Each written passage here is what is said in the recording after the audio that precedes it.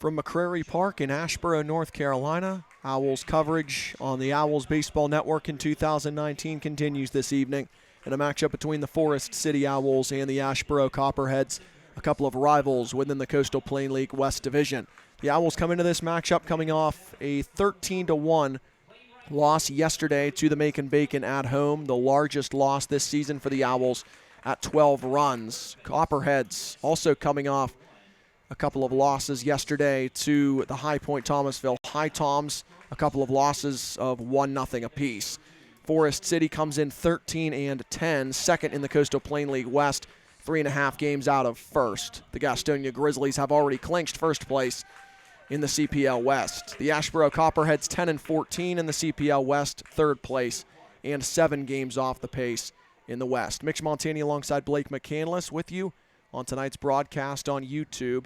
All Owls road games on Mixler or YouTube in recent weeks due to the outage within Mixler's system. So, Blake, what are you looking at tonight in a matchup between the Owls and the Copperheads in matchup number 5 this season? Well, I think this is one of those matchups you find out what these teams are really made of. If you're looking at the Forest City Owls, Gastonia clinched last night, so winning the first half, that dream is gone. But you come into today, still plenty left to play for. You have to be thinking that you want every win that you can possibly get in case the Grizzlies were to sweep both the first and the second half championships, and then it would come down to overall records. So all of these head-to-head matchups with the Copperheads, who are likely to be the challenge to that second spot in the Western Division along with the Owls, you need every head-to-head matchup that you can against a team that it could very well come down to the last couple of games here in the second half. The Owls need all the wins, especially over the Asheboro Copperheads they can muster. Forest City right now in position for that number 2 spot. But, of course, Asheboro and High Point Thomasville also have a chance to win the second half in the CPL West and advance to the playoffs themselves. This is a big step for the Owls to try to continue this good stretch of baseball they've been on. Winners of 7 of the past 10 games. Had a 3-game winning streak snapped yesterday, but you move on from that. A tough loss to Macon, and we'll see what the Owls have in store tonight for their West Division rival. Lake Home Trust Bank, let's get you ready for what's ahead with tonight's starting lineup on the Owls Baseball Network. Here's the starting lineup for the Owls, who are led by third-year head coach Matt Reed. Jake Rucker, the second baseman, leads things off. He bats first, of course. Kendall McGowan, the left fielder, bats second. Garrett Blaylock in the 3 spot of the batting order. He's at third base. Jake Lyle, the shortstop, in the cleanup spot for the first time this season under Matt Reed tonight. He's at shortstop. Todd Elwood plays center field. He bats fifth. Justin Guy in right field tonight. He will be in the 6th spot of the order. Paul Salata right behind him at first base and batting 7th. Chaston Gordon, the catcher, bats 8th in front of Gary Christopher, the designated hitter and 9-hitter for the Forest City Owls. Rucker, McGowan, Blaylock, Lyle, Elwood, Guy, Salata, Gordon, and Christopher for Forest City as the starting 9 tonight. They'll go up against Cam Reed of the Asheboro Copperheads. The starting lineup has been introduced for the Owls, and the national anthem is set to play here from McCrary Park. We will step aside for a brief commercial break and be back in a moment on the Forest City Owls Baseball Network. Tired of the same old diet? Jumpstart your weight loss with the ketogenic diet. I lost 6 inches in 4 weeks. I've never felt better. You want to reduce the amount of available glucose. That's going to help you burn body fat. The Keto 30 Challenge is just 4 easy steps. Start your day with a meal replacement shake. Eat 2 low-carb meals. Drink a refreshing and energizing BHB. Get moving. It's that easy. No weird food, no counting points, no mail-order meals. This is the first program that's worked for me. Fuel your best. Take the Keto 30 Challenge today.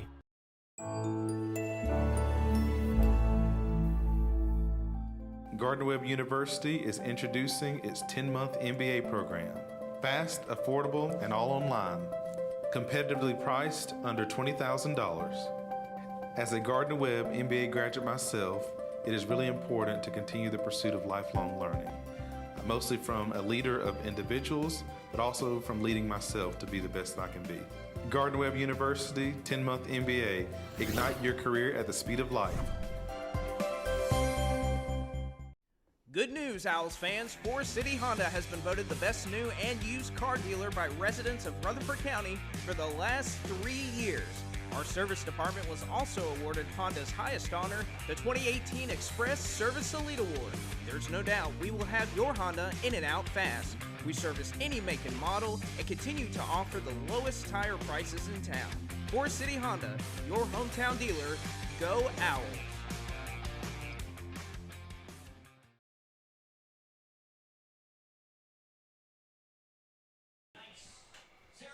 Back on the Owls Baseball Network, a couple of moments from first pitch here on the Owls Baseball Network from McCrary Park in Asheboro, North Carolina. Mitch Montani alongside Blake McCandless for you on the Owls Baseball Network. A big West Division matchup here at the end of the first half for the Forest City Owls tonight, taking on the home team, the Asheboro Copperheads. The Owls with 2 games left on the 2019 regular season first half. Tonight's game at Asheboro, and tomorrow night the Owls will be at home in a game against the High Point Thomasville High Tom. So we'll see what the Owls have in store for tonight's game. Should be a good one. These two teams have played a couple of doozies so far this season. We'll see if that can continue tonight. Jake Rucker, Kendall McGowan, and Garrett Blaylock will be the top 3 hitters for the Owls in the lineup in the top of the first inning against Asheboro's Cam Reed, who has appeared in 11 games this season, all as a reliever. So we'll see what he can do tonight in his first start as a Copperhead this season. An ERA of 6 through those 11 appearances. As mentioned, no starts, 12 innings pitched, 8 earned runs, 19 hits allowed by the righty for the Copperheads, 7 walks and 4 strikeouts for Asheboro's Cam Reed. He has this defensive alignment behind him: Jonathan Martin in left field, Dalton Sinkfeld in center. The right fielder is Clayton Engel.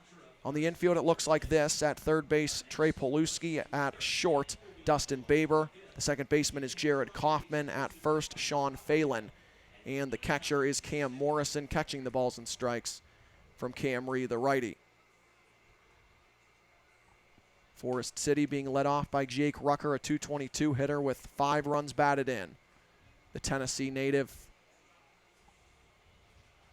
is a couple of moments away from stepping into the box here in Asheboro. Weather forecast brought to you by Forest City Family Dentistry. An even 85 right now in Asheboro.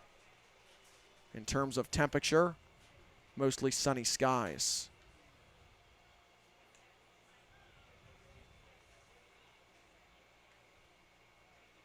The plate umpire, Joshua Michael. The field umpire, Samuel Clark. And Joshua Michael gets set up behind the plate. Rucker walks toward the box, and we're about to get underway here from McCrary Park.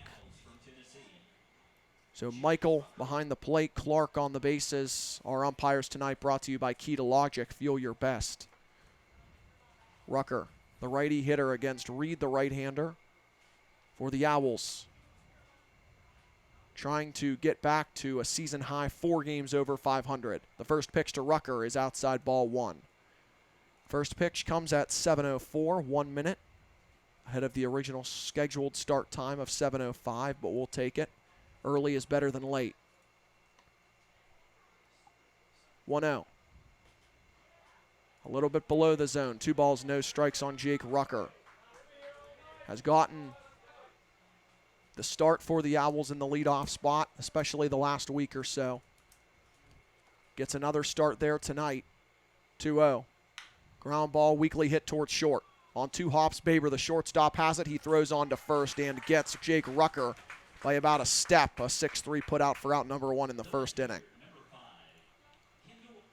We're going to be keeping track of a couple scores tonight. Not a lot of drama for the Owls in terms of scores to keep track of around the Coastal Plain League, but there are some heated division matchups going right down to the wire, including a battle in the Coastal Plain League South between the Macon Bacon and Savannah Bananas, with the Bacon up half a game.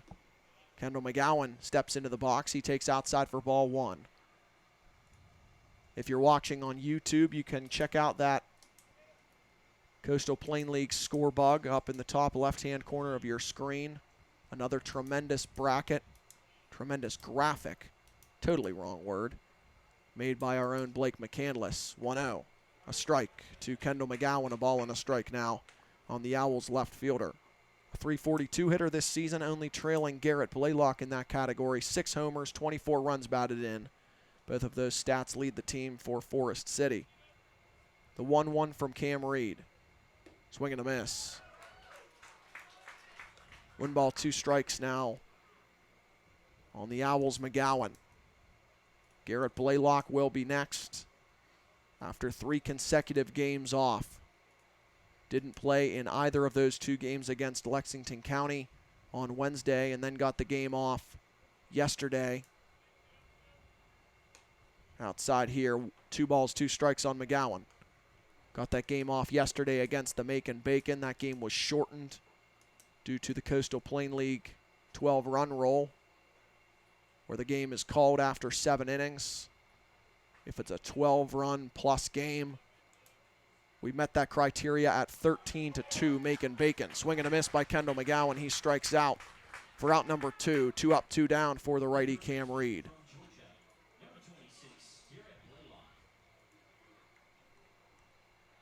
It brings up Garrett Blaylock.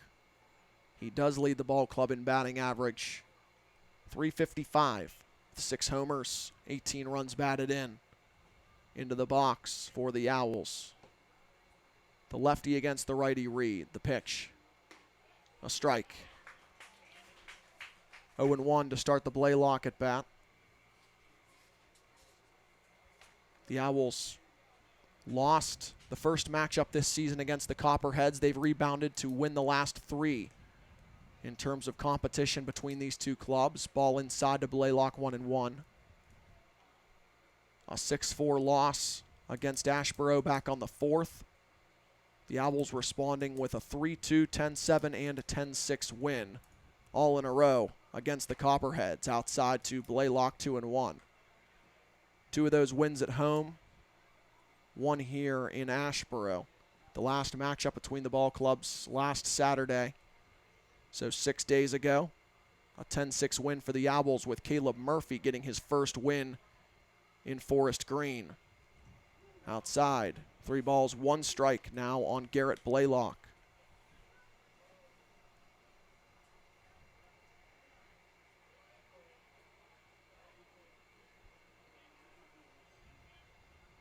(3-1). Ground ball right side. Taken on 2 hops by Phelan, the first baseman. Underhand flip onto the pitcher covering Cam Reed toward the first base bag. Reed beats Blaylock to the bag. Phelan tosses onto him to retire the side. A 3-1 put out of Garrett Blaylock, and the Owls go down 1-2-3 in the top half of inning number 1. No runs, no hits, no Owls errors, nobody left on base. A 1-2-3 frame brought to you by Copper Penny, located in downtown Forest City. Through half an inning here at McCrary Park. On to the bottom of the first we go. The score, the Owls 0, and the Asheboro Copperheads coming to bat.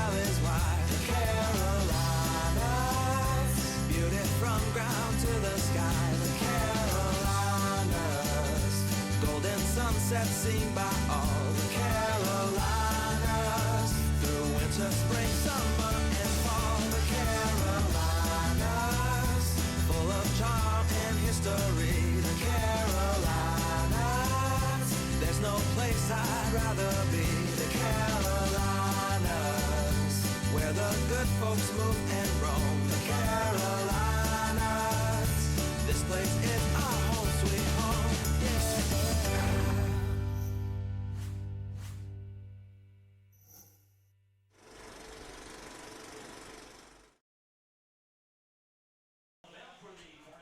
To the bottom of the first we go here in Asheboro.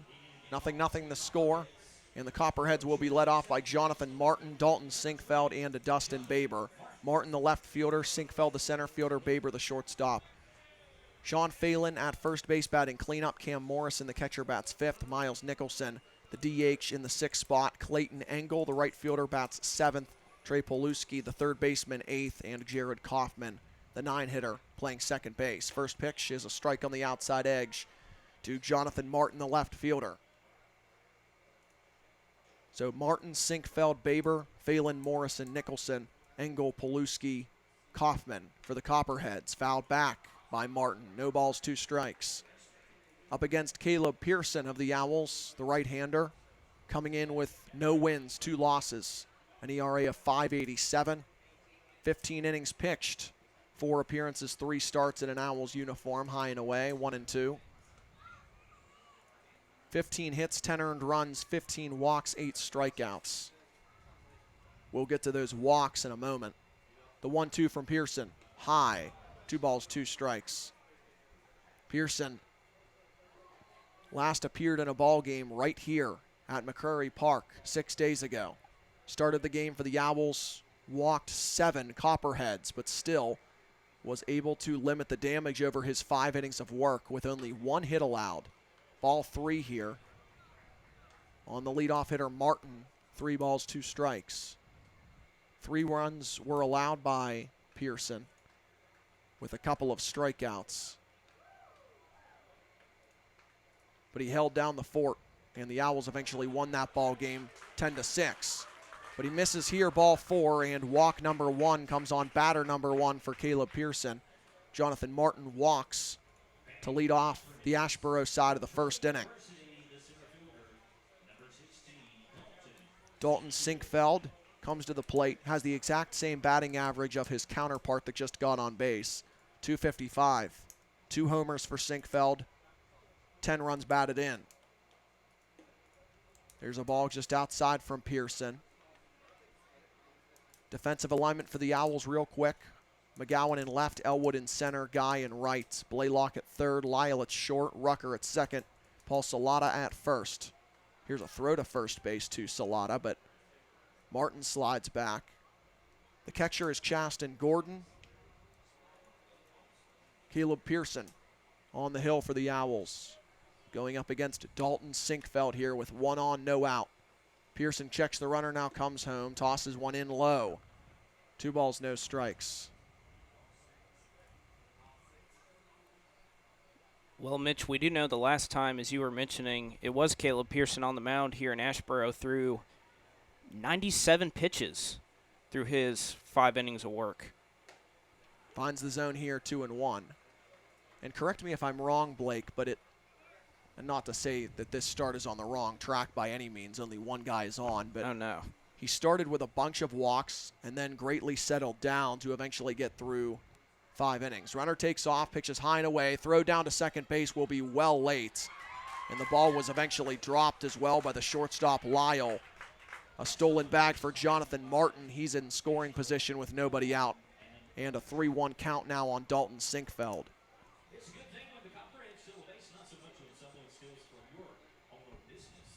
6 stolen base by Martin this season. 6 for 7 in that category now on the season. Already in scoring position. 3-1 to Sinkfeld. High and away, ball 4. Back-to-back walks for Caleb Pearson. 2 on, no out for the Copperheads in the first. It's almost like Groundhog Day, Blake. We saw this same exact scenario. You're not kidding, and last week it was a bit of rain, very humid out here last Saturday night. And not like that. It's not like that today. Not near as hot, not near as humid. Here's a bunt right up behind the plate. Chaston Gordon runs behind the plate toward the backstop to try to make the catch, but the ball will fall in foul territory. Strike 1 on Dustin Baber, the shortstop. It was a bit of a toasty ride up here on the bus, though. Not a whole lot of air conditioning was flowing on that bus earlier today. So the first inning, Blake, is where Caleb Pearson had most of his walks last time here. 4 walks in the first inning, 2 walks in the second, a walk in the third, but none in the 4th and 5th innings.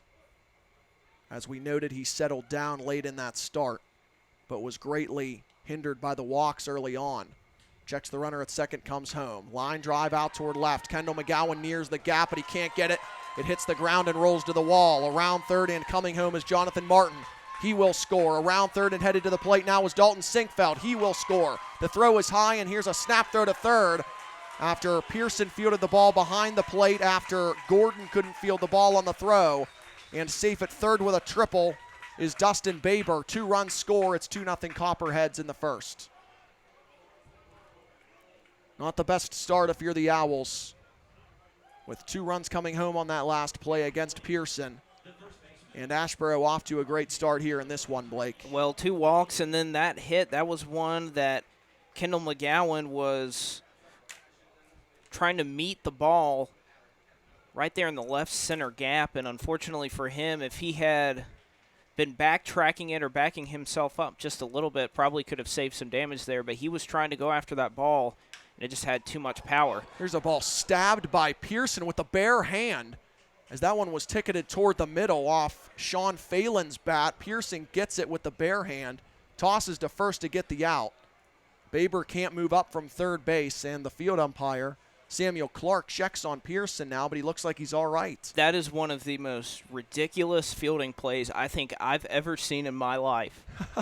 Was a chopper shot right up the middle, hard hit, and he just barehanded it and just stood up there like it was nothing. That was pretty incredible. I've never seen that. Tosses this one high to Cam Morrison.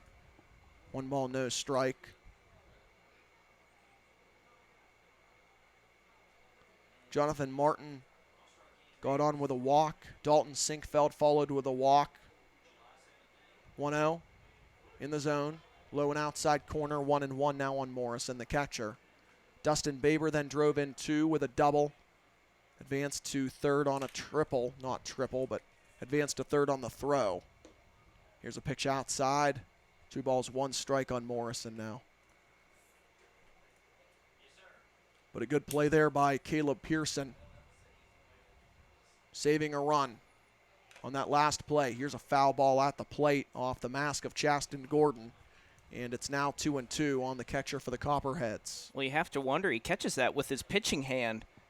So you think maybe some adjustment, maybe there might be some discomfort just after catching that. But again, he's up there pretending it didn't happen. If there's discomfort, he certainly isn't showing it. Here's a swing and a miss. They're going to have to throw down to first base. They get the outs to retire Cam Morrison as Chasten Gordon throws on to Paul Salata. Staying put at third is Dustin Baber. 2 down now in the Copperheads first.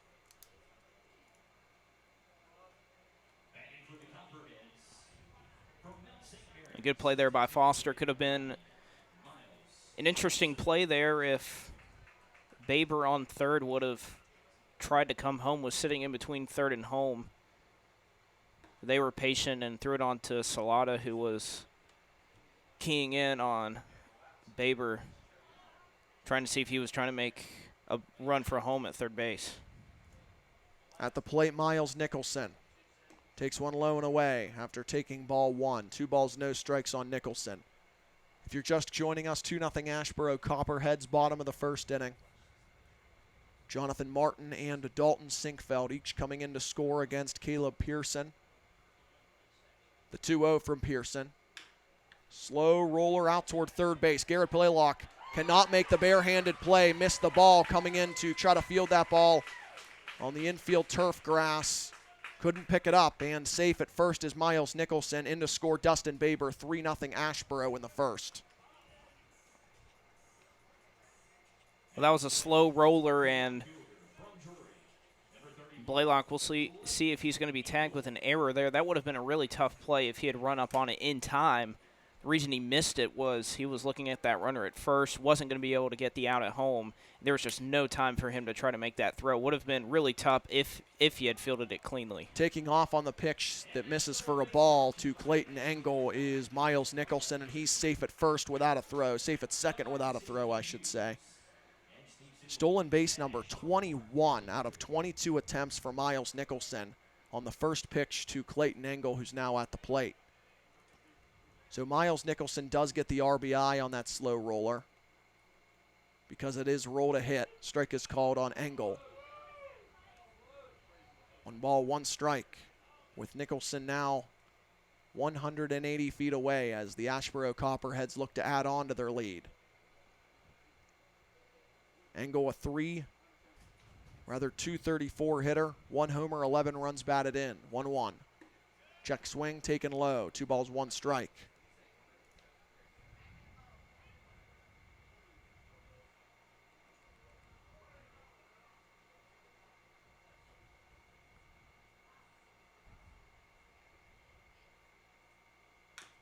This one is fouled right off the foot of Clayton Engel, and he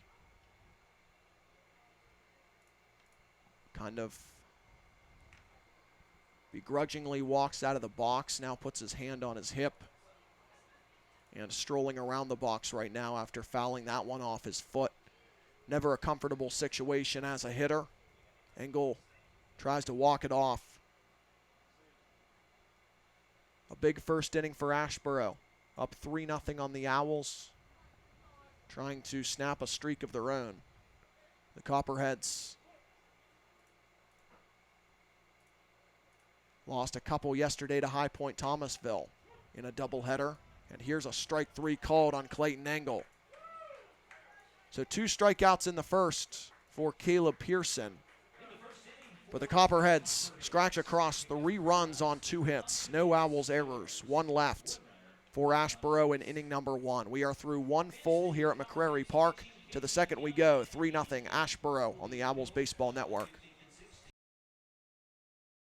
House for sale. Home for sale. Home for sale. Home for sale. Home for sale. You want a home? We've got a home. Available now.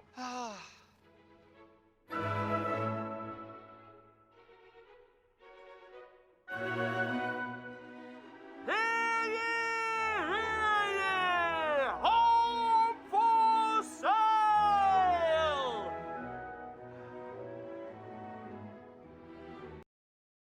You know what's different about Friendship Chrysler Jeep Dodge Ram in Forest City?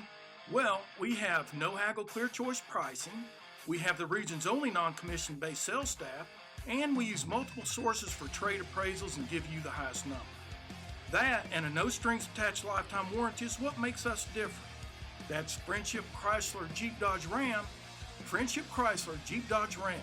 You better believe we're different, and we're located in Forest City. Find the perfect new home for your family today at Clayton Homes of Shelby. Go see Jason and the rest of the friendly team on East Dixon Boulevard or online at claytonhomesofshelby.com.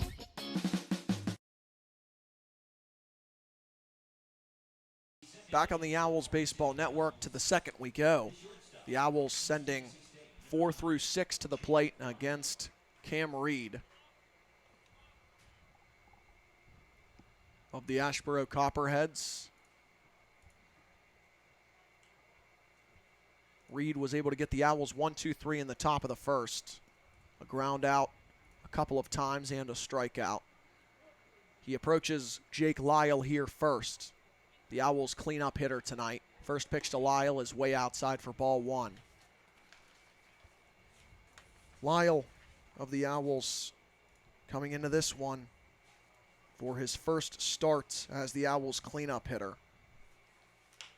Grounds one toward third.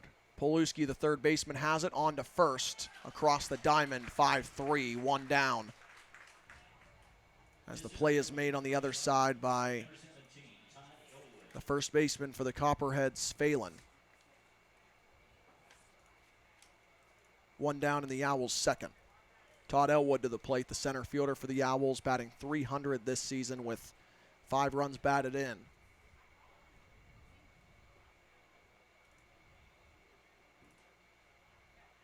Elwood takes one just inside, ball 1. Elwood was 2 for 3 last night, hit a double and a single in a ball game that saw only 3 Owls hits. So Elwood had 2 out of the 3 in a tough loss for Forest City, 1-0. Upstairs to Elwood, 2-0. A member of the Copperheads from last season, Todd Elwood.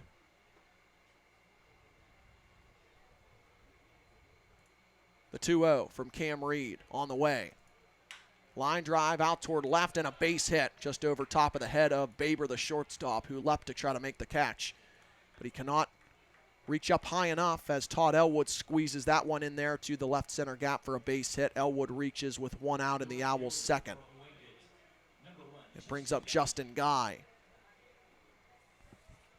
With the Owls trailing 3-0, Guy, who's batting 152 this season with 3 runs batted in, steps to the plate. Has been all right recently, though, with the batting. Has gotten hits in 2 straight starts. Fouls this one. Up the hill, and a diving attempt by the first baseman, Phelan, of the Copperheads. He runs up that hill, Blake, almost makes the catch behind the dugout for the Copperheads, and just came up a little bit short. I wasn't even looking at that play. You see a foul ball headed over there, but have to remember here at McCrary Park that down the right field line there is that large hillside on the right side. So it is in play, too. Yeah, and, you know, a dive on that hill, it's not really much of a dive. You kind of just fall over right into the hill. 0-1, runner takes off, pitches outside, throw down to second base is behind the runner, and Blaylock is safe at second. He thinks about going up to third as the throw goes into center field, but Sinkfeld makes a good enough play on it to keep Todd Elwood at second base. Elwood gets his 9th stolen base this season with 10 total attempts. A 1-1 count now on Guy.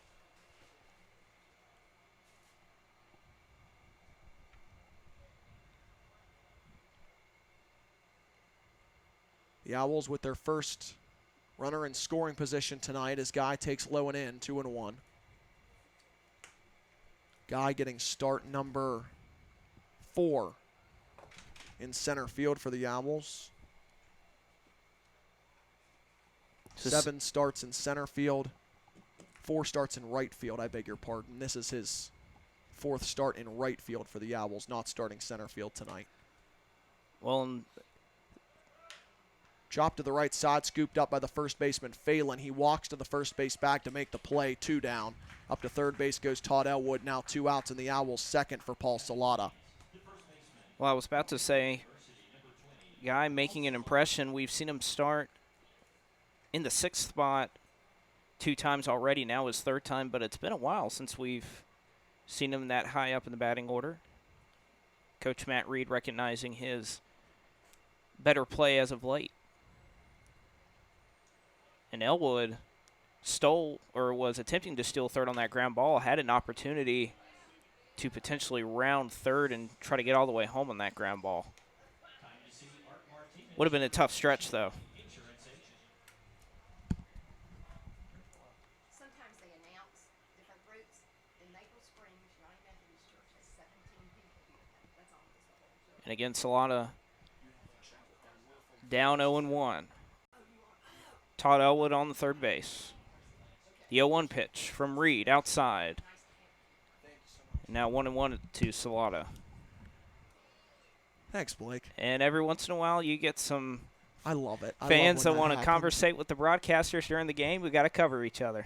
That's right. It never fails. 1-1. Ground ball right side foul. That was a wonderful young lady from a local church around the Asheboro area. She was asking about possibly getting a shout out for her church over the public address system. I had to inform her that Had to walk to the other window. This ballpark. You have to walk to the other window. But a very joyful person. It's always good to see. Had it happen a couple times at McNair Field as well. If you're listening now and you're ever at the ballpark, come give us a wave. We'd love to see you. Pitch outside to Paul Salata. Count now 2-2. And Morrison, the catcher, even bluffed a throw down to third base there. Todd Elwood wasn't even covered on the bag by Poluski, the third baseman, who's about 10 feet from the bag, playing his normal position. It seems like most people at McNair Field, they just want to look at your scorecard. That is right. That happens a bunch of times, too. 3-2 now to Salata, pitch outside. So that's a good problem to have. It shows that people trust your scorekeeping over there. Oh, my goodness. Well, I mean, it helps when you have the official score just down the hallway also. It does. 3-2. Outside ball 4 just missed to Paul Salata, and a good eye for him. He walks with 2 outs, first and third for the Owls for Chaston Gordon. Well, that might be one that Salata may have gotten away with there. It's going to be that's any indication, going to be a tight strike zone tonight. It's great when you're hitting. It's not great when you're pitching. It works for both sides as long as it's consistent, but it can be annoying for both sides as well. But consistency is key in this type of situation. Chaston Gordon at the plate. Takes a strike. Gordon has had pretty decent success at the plate as of late, but some stats interesting for Gordon on both sides. A batting average only 136, but an on-base percentage of nearly 400. Chops one slowly toward the left side. The third baseman, Paluski, cuts off the shortstop. Baber throws to first and gets Chaston Gordon on the throw to Phelan at first base. A 5-3 put out for Gordon, the catcher, and the Owls strand a couple of base runners in the second inning. No runs for Forest City on 1 hit. No defensive errors by the Copperheads. The Owls leave 2. Through 1.5 here at the ballpark at Asheboro, the score, the Copperheads 3, the Owls nothing, through an inning and a half on the Owls Baseball Network. Rutherford Regional Health System's mission is making communities healthier. By creating places where people choose to come for health care, physicians want to practice, and employees want to work, they are creating a legacy of care for our neighbors today and for generations to come. Whether it be a team like the Forest City Owls or your team at home, they are passionate about caring for you. At Rutherford Regional Health System, they believe each healthcare journey is unique, and that's why they are so dedicated to being experts in you. From personalized orthopedic solutions to patient-centered surgical care, they are there for you every step of the way. As part of Duke LifePoint Healthcare, they offer a team of renowned expertise to be on your side. They can help lead you to even better health with primary care practices, walk-in clinic, children's services, emergency department, urology, radiology, orthopedic care, surgeries, and more. At Rutherford Regional, they're not just experts in health, they are experts in your health care.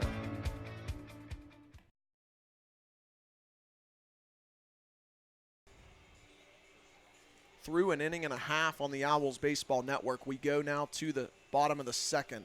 Asheboro sending the 8, 9, and 1 hitters to the plate against Caleb Pearson. Coming out for inning number 2 of work, allowed 3 runs back in the first. With the top 3 hitters in the Asheboro lineup coming in to score.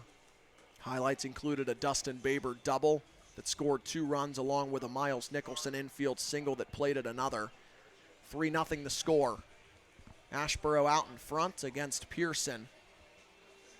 The Owls right-hander making start number 4 here tonight. Appearance number 5 for the Owls righty. Trey Paluski will lead things off in the second for the Copperheads, batting .214 this season with 5 ribbies against Pearson out of Brentwood, Tennessee. A civil engineering major, 19 years of age. The freshman coming off his freshman season, I should say, at Tennessee. 6'1", 198 pounds. The volunteer up onto the mound, going up against Paluski, the right-handed stick. Pitch from Pearson, swing and a miss. Attended Brentwood High School in Brentwood, Tennessee, did Caleb Pearson. Was phenomenal last season in his senior year at Brentwood. Ground ball towards short. Lyle has it, moving a little bit to his right to make the play. He scoops it up and throws on to Salata at first. 1 down in the Asheboro second. Here comes the 9-hitter Jared Kaufman, the second baseman for the Copperheads, with 1 down and the bases empty. Pearson threw over 60 innings at Brentwood in his senior year. Get this, Blake, a record of 11-0, an ERA, which was a school record, of 0.34. Wow. 87 strikeouts. Low ball 1 here to Jared Kaufman. Was the district tourney MVP, threw a no-hitter his senior year, and hit a walk-off grand slam in the district tournament. Pop-up on the infield. Caleb Pearson settles under it near the middle of the diamond. He'll be the one to make the catch. 2 down in the second inning. So Caleb Pearson, the only Owl to touch the play there, with his pitch being hit in the air by Jared Kaufman. Pearson settling under the baseball after it deflected off the very top of Kaufman's bat on the pop-up. Pearson the one to eventually make the catch. Here's ball 1 low to Jonathan Martin. Martin walked his first time at the dish. Later came around to score on the double from Dustin Baber. Tosses in a strike here, does Pearson. 1-1.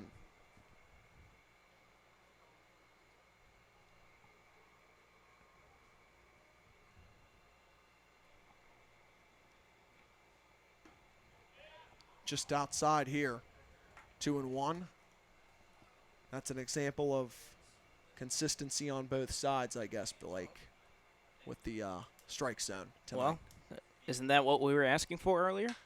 Fly ball out to center. Todd Elwood moving to his right near the wall, and he's going to make the catch deep in that left center gap on the hit from Jonathan Martin.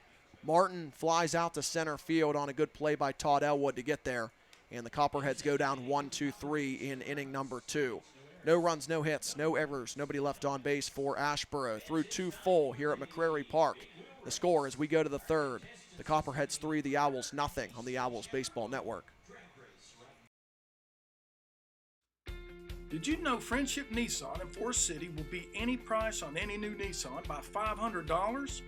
At Friendship Nissan, we do no haggle, clear choice pricing, have the region's only non-commission based sales staff, and we do 2 appraisals on your trade and give you the highest number. Those 3 things and a no strings attached lifetime warranty make us different. Go online and check out our reviews, or go to friendshipnissan.com. That's friendshipnissan.com. We're different, and we're located in Forest City. Tired of the same old diet? Jumpstart your weight loss with the ketogenic diet. I lost 6 inches in 4 weeks.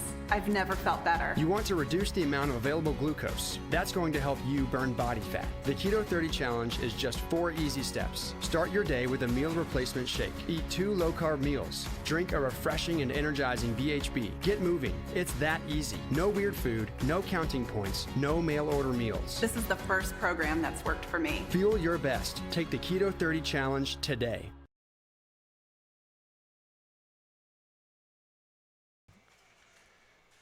Back on the Owls Baseball Network, Garrett Christopher, Jake Rucker, Kendall McGowan due up against Cam Reed, back out to work for the Asheboro Copperheads in the top of the 3rd inning.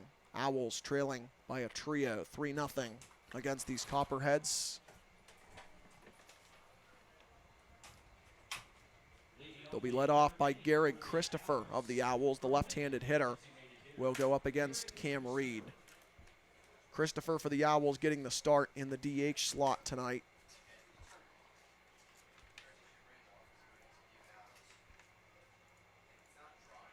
Every start that Christopher has gotten, and this is start number 12. He's been the 9-hitter, swing and a miss, 0-1 against Reed.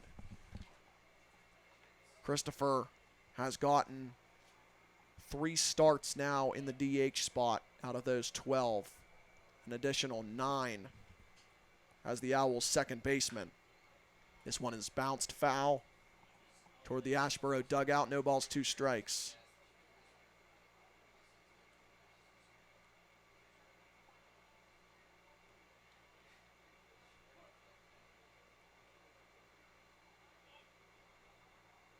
Oh-2, outside. 1 ball, 2 strikes now on Christopher. The Owl out of Wingate, a Forest City, North Carolina native. The 19-year-old takes a ball just outside, 2 balls, 2 strikes.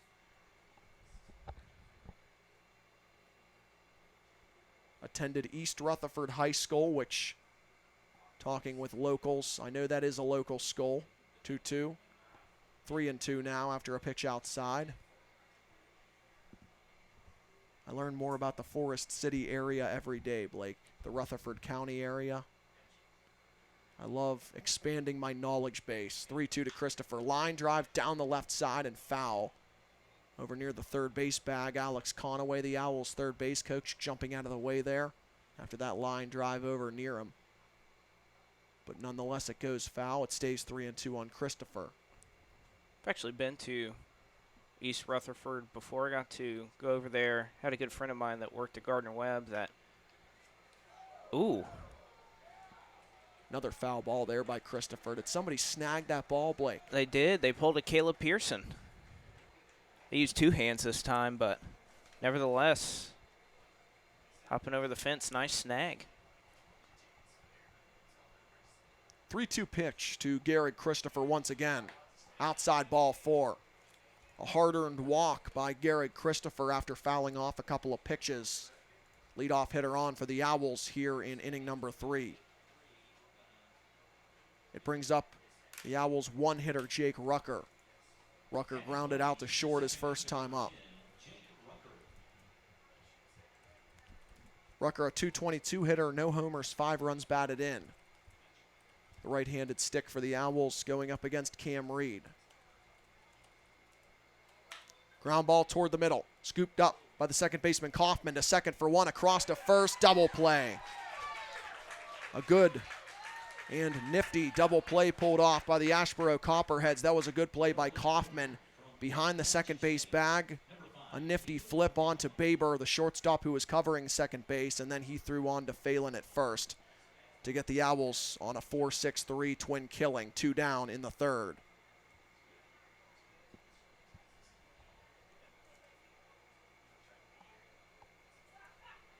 Two ground outs for Jake Rucker. Kendall McGowan chops one towards short.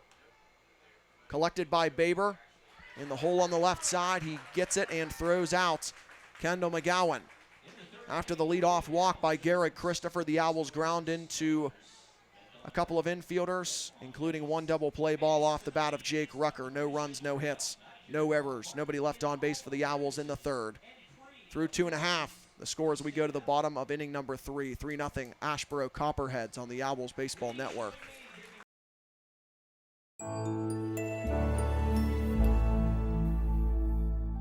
Gardner-Webb University is introducing its 10-month MBA program.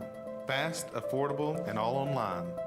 Competitively priced under $20,000. As a Gardner-Webb MBA graduate myself, it is really important to continue the pursuit of lifelong learning, mostly from a leader of individuals, but also from leading myself to be the best I can be. Gardner-Webb University 10-month MBA. Ignite your career at the speed of light. Question: how can such a small thing have such bold flavor? How can this little piece of cheddar have such big crunch? How is it possible for this entire bag of cheese crisps to have almost no carbs?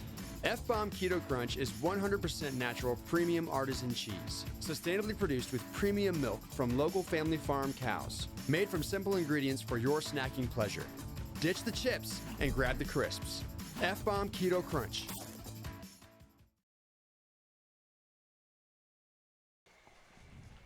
Pearson back out to work for the Owls in the third. Dalton Sinkfeld, Dustin Baber, Sean Phelan due up for the Asheboro Copperheads in the bottom of inning number 3. It'll be led off by Dalton Sinkfeld, the center fielder for Asheboro. A walk back in the first inning, later came around to score. A 3-spot put up by Asheboro in the first. That's been all the scoring. Here's a line drive out to right. This one will drop in down the line for a base hit. Fielding it near the line is Justin Guy, cutting it off in time to hold Dalton Sinkfeld to a leadoff single here in the Asheboro third inning.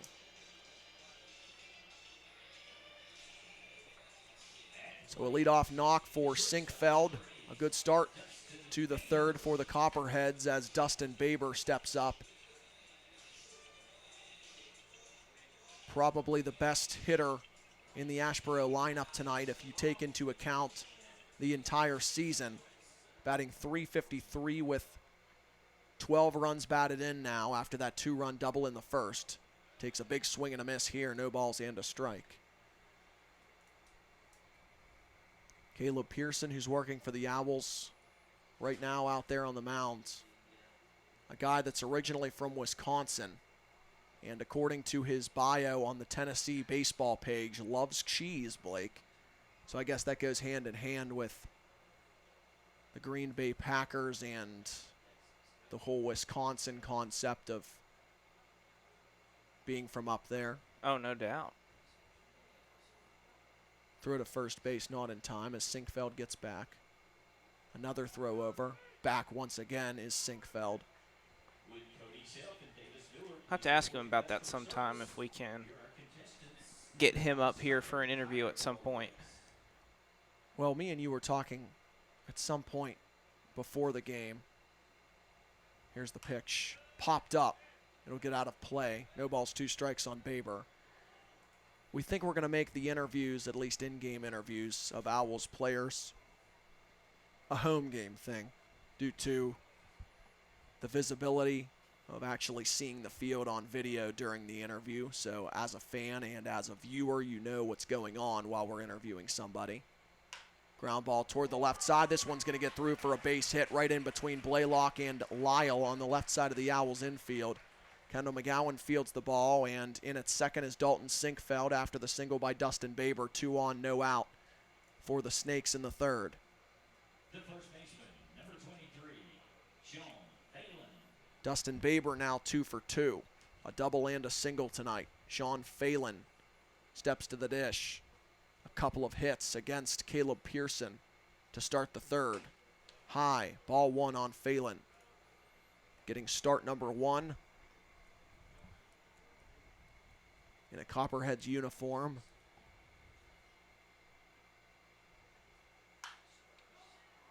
Hits a fly ball out towards shallow left. And it's going to be the Owls shortstop Jake Lyle who ends up making the catch out in short left field to retire Phelan for out number 1. Pearson, a guy that enjoys the outdoors, loves ping pong, and is an avid community volunteer. I guess the whole volunteering thing goes hand in hand with the team mascot for his collegiate group in Tennessee. Breaking pitches low and away, 1-0 on Cam Morrison, the catcher who struck out his last time up. Well, and we both know that even the couple of weeks we've been around Caleb is a very willing guy to make player appearances around the Forest City area. Does just about anything that's asked of him to help out the club, help out the team. On Splash Day, which, keep in mind, it was a hot day, it was a midday game, he willingly put on the mascot suit and did a very good job at it, too. The ballpark was full of children, so you have to think that was probably Hoot's busiest day out there. He did a fantastic job with it. 2 balls, 1 strike now on Cam Morrison. You are right about that, Blake. This is a good dude from all we can gather, at least throughout our interactions with him so far this season. Pitch misses low to Morrison, 3-1. Because I'll tell you what, I was as a student at Gardner-Webb my freshman year, I volunteered twice to be the mascot, and one of those days was the Education Day basketball game, and I'll tell you what, a little bit different doing those games than any other one. High ball 4 here to Cam Morrison. Bases loaded for the Copperheads now in the third with 1 out. Miles Nicholson, the DH, got an infield RBI single to the left side in his first AB 2 innings ago. A chance for him to drive in some more. Has 11 RBIs this season. Takes a strike at the letters. 0-1.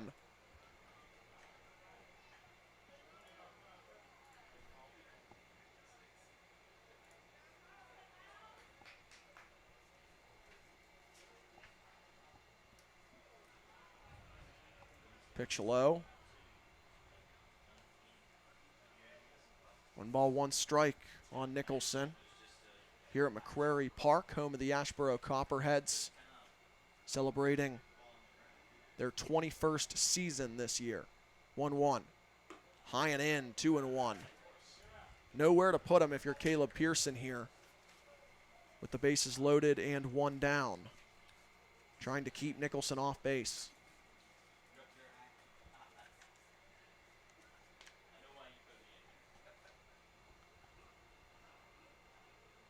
Two one. Line drive, left field. Kendall McGowan makes the catch in the left center gap on the run. The throw will come back in towards second and safe there. Getting back to the bag as Dustin Baber was leaning off second base. He's able to scramble back to the bag. It's going to be rolled a sacrifice fly for Miles Nicholson. As in the middle of all that, Dalton Sinkfeld comes home to score 4-0 Asheboro in the third. And I'll tell you what, Kendall McGowan made a nice run over there to the gap to catch that ball. And the Owls were very close to doubling up there at second base, as it was Dustin Baber who was leading quite a ways off. Didn't expect McGowan to get there, and they nearly double him off. Here's a fly ball out towards center. Off the bat of Clayton Engel, and it's going to be the center fielder Todd Elwood who camps under it and makes the catch. 1 run scores for the Asheboro Copperheads in the third on 2 hits.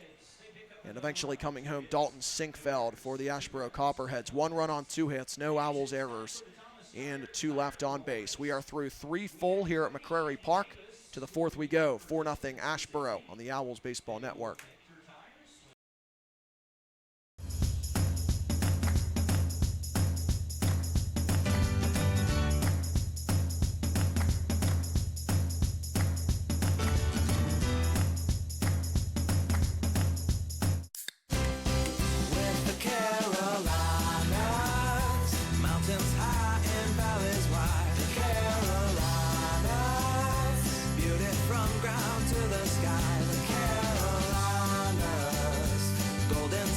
Seen by all the Carolinas, through winter, spring, summer, and fall. The Carolinas, full of charm and history. The Carolinas, there's no place I'd rather be. The Carolinas, where the good folks move and roam. The Carolinas, this place is our home, sweet home. Yeah.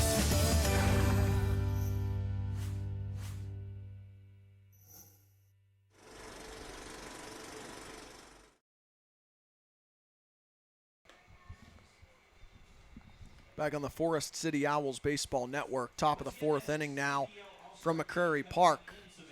5. Check that. 3, 4, 5 due up for the Owls in the 4th inning. Garrett Blaylock, Jake Lyle, Todd Elwood in the Owls' 4th. Only 1 hit so far for Forest City. It was Todd Elwood's 1-out single back in the 2nd inning.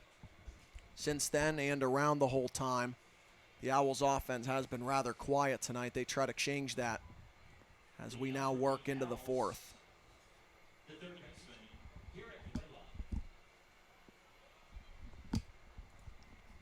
Garrett Blaylock steps to the plate first. A ground-out victim toward first base his first time up. Into the box. Swings and fouls one back to the screen, 0-1. You may have seen this, and you may have heard this throughout the last couple of days, but if you are unaware, the Owls had 6 players selected for the All-Star game, and the entire All-Star game collection of festivities that'll take place in Savannah, Georgia during the All-Star break, a 3-game period where all teams are off in the Coastal Plain League. The Owls getting 4 position players selected, 2 pitchers. 1-1 to Blaylock. Another foul, right back to the backstop. 1 ball, 2 strikes. Kendall McGowan, one of the position players selected for the Owls. One of 2 outfielders. Matthew Lumsden, the other Owls outfielder. Garrett Blaylock, who's at the plate right now. A 2019 Coastal Plain League All-Star. 1-2 to him. Outside, 2 balls, 2 strikes. Elijah Henderson also getting the nod, an infielder for the Owls, who has gotten starts at shortstop and second base. He's an Owls all-star as well. Outside, 3-2 now on Blaylock. In addition to that, 2 pitchers going to Savannah for the Owls, representing Forest City. Those would be Patrick Sapinski and Zachary Taglieri.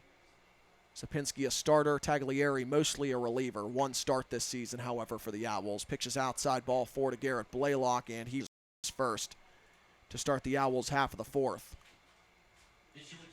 That is the 3rd walk surrendered by Cam Reed of the Asheboro Copperheads.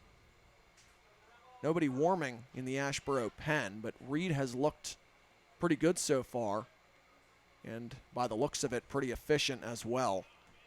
Making his first start of the season coming into the night.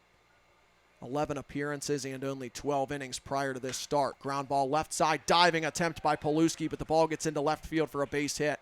Shooting past the 3rd baseman for the Copperheads, and the Owls have 2 on with nobody out in inning number 4. So a good start to this frame, Blake. See if the Owls can get something going against Asheboro. Well, you have a good part of your lineup coming up. Todd Elwood, who has had a stellar hitting campaign so far in 2019. Justin Guy starting to show some glimpses, and we know the speed that he can provide, and you can use that in the 6th part of your lineup. Especially in a situation like this, you may be able to walk up with a lot of runners at the bases. It would help to have some speed out there. Elwood shows bunt, pulls back, and takes out for ball 1. A single his first time up, out into left field. Only 2 hits for the Owls tonight, with Jake Lyle just collecting the 2nd. We've seen Todd Elwood lay down his fair share of bunts as well. He showed it last time. We'll see what he does this time. Takes another one just outside. Good eye there by Elwood. 2 balls, no strikes.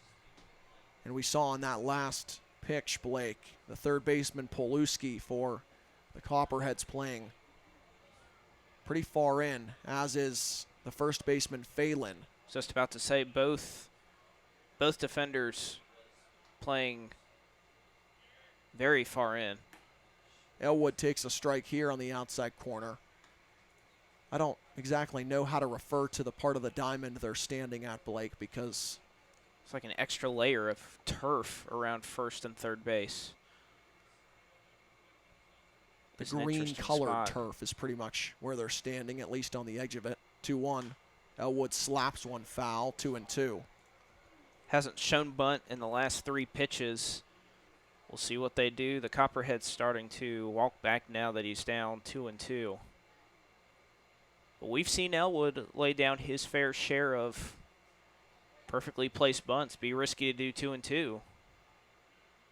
But you have your infielders back. Here comes that big 2-2 pitch from Reed. Line drive almost caught by Reed, and a diving attempt by Kaufman right behind him at second base. He can't make the play. Around 3rd is Garrett Blaylock. He comes in to score. The throw gets away from the catcher Morrison, and both runners move up. It's an RBI single for Todd Elwood to make it 4-1 Asheboro. Up to 3rd goes Jake Lyle. Up to 2nd goes Elwood on the play. 2 in scoring position for Forest City, and they cut the lead to 3. Well, you get your solid hitting from Todd Elwood when you need it. And that throw from home was very far surprised that it at least moved Elwood up to 2nd. Could have potentially scored Lyle, but remember the last time we came out here, I believe it was 6 Copperhead errors here on Saturday night. High chopper over top of the mound. This will score another run. Kaufman, the 2nd baseman, throws on to 1st and completes a pretty good play to throw out Justin Guy 4-3. But Guy gets an RBI out of it as Jake Lyle comes home to score. 4-2 Copperheads now in the 4th, and up to 3rd goes Todd Elwood. So an out for Justin Guy, but a productive one, Blake. The Owls cut the lead in half this inning already, 4-2. No doubt about that, and you still have a big opportunity here with Paul Salata up, runner at 3rd. Base knock gets you right back in this ball game. Salata has just 1 RBI this season, takes a strike from Cam Reed, who at least looks to get his team through 4. The Owls still with a runner 90 feet away and less than 2 outs. Outside to Salata, 1-1. If Salata can get a ball in the air here, it'll likely score a run. The middle of the infield for the Copperheads conceding a run as well. This one's chopped foul at the plate. Salata now behind a ball and 2 strikes. Maybe we can get Paul Salata into the booth tomorrow as a potential interview, Blake. I know it's going to be tough this season getting position players, but that's always a possibility. He was having some fun over the dunk tank the other day. Ground ball toward the middle. This will score another run. Scooping it is Kaufman from second base near the bag. He throws on to first and gets Paul Salata. Another 4-3 put out by an Owls hitter, but another RBI infield put out as Todd Elwood comes home to score. He cuts the lead to 1. 4-3 Asheboro now in the 4th inning on another RBI ground out by the Owls, this time from Paul Salata.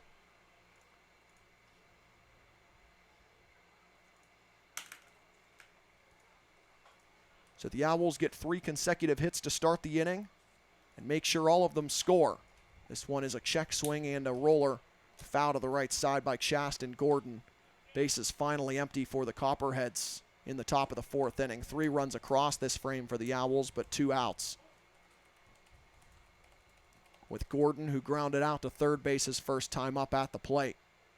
The pitch way outside, 1-1.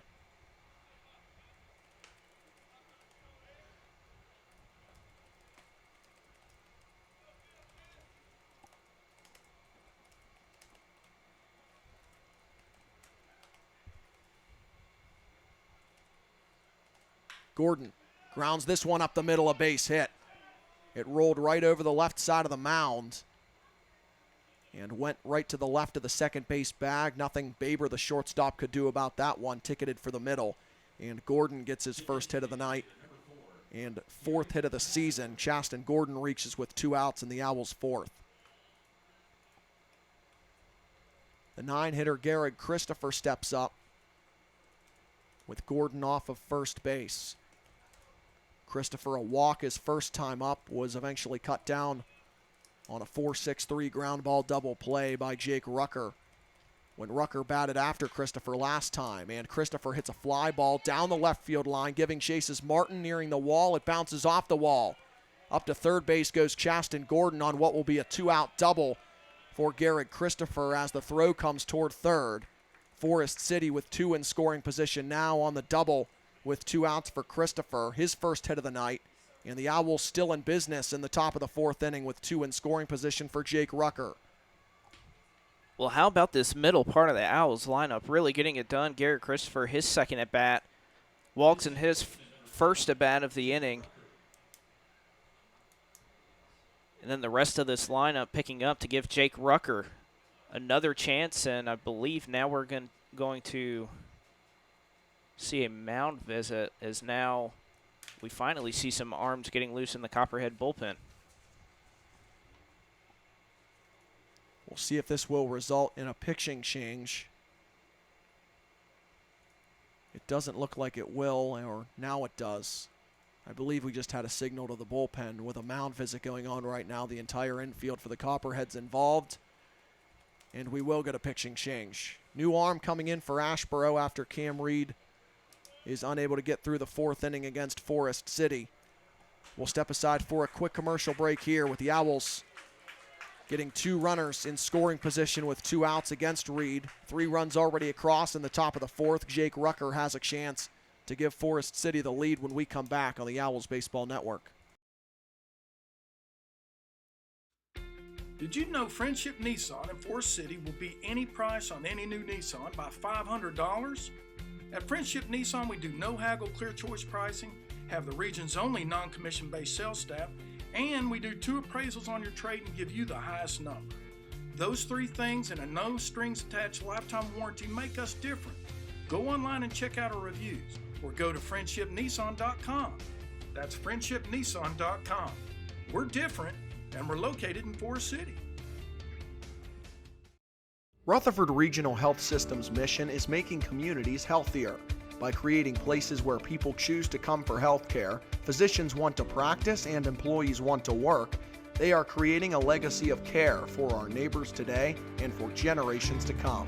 Whether it be a team like the Forest City Owls or your team at home, they are passionate about caring for you. At Rutherford Regional Health System, they believe each healthcare journey is unique, and that's why they are so dedicated to being experts in you. From personalized orthopedic solutions to patient-centered surgical care, they are there for you every step of the way. As part of Duke LifePoint Healthcare, they offer a team of renowned expertise to be on your side. They can help lead you to even better health with primary care practices, walk-in clinic, children's services, emergency department, urology, radiology, orthopedic care, surgeries, and more. At Rutherford Regional, they're not just experts in health, they are experts in your health care.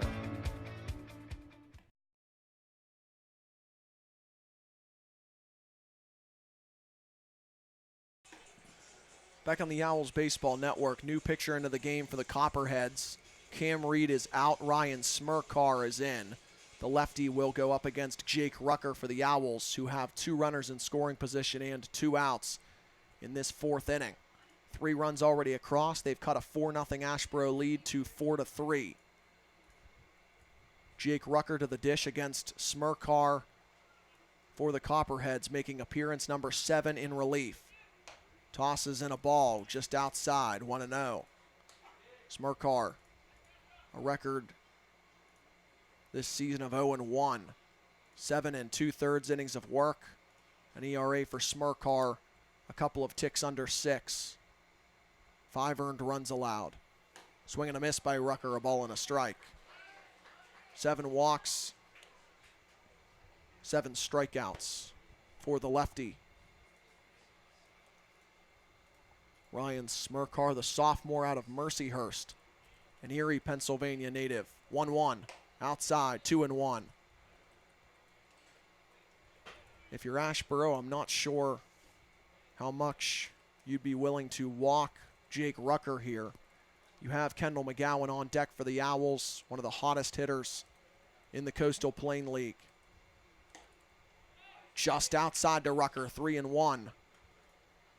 And Kendall McGowan, who leads the Owls in terms of runs batted in and leads the entire league with 24, standing on deck.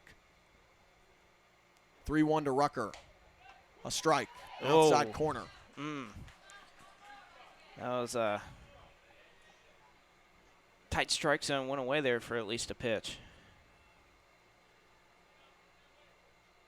It's a bit high right there.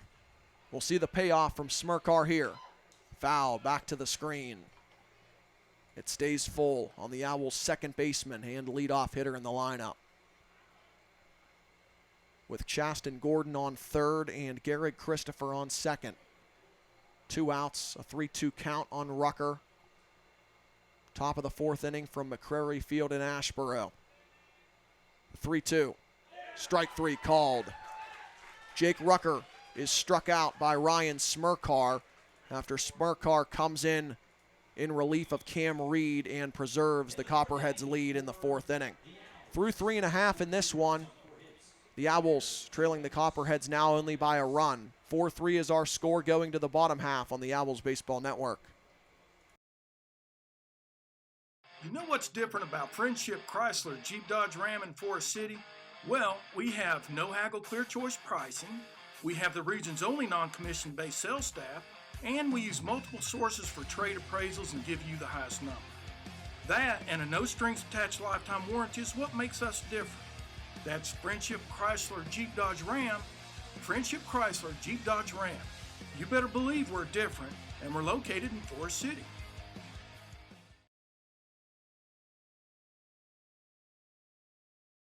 House for sale. Home for sale. Home for sale. Home for sale. Home for sale. You want a home? We've got a home. Available now.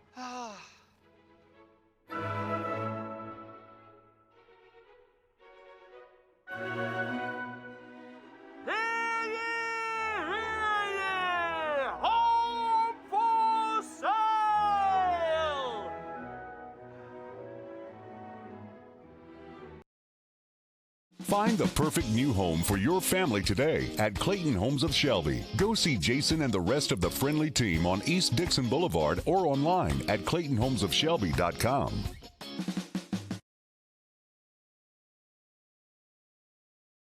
Find the perfect new home for your family today at Clayton Homes of Shelby. Go see Jason and the rest of the friendly team on East Dixon Boulevard or online at ClaytonHomesofShelby.com.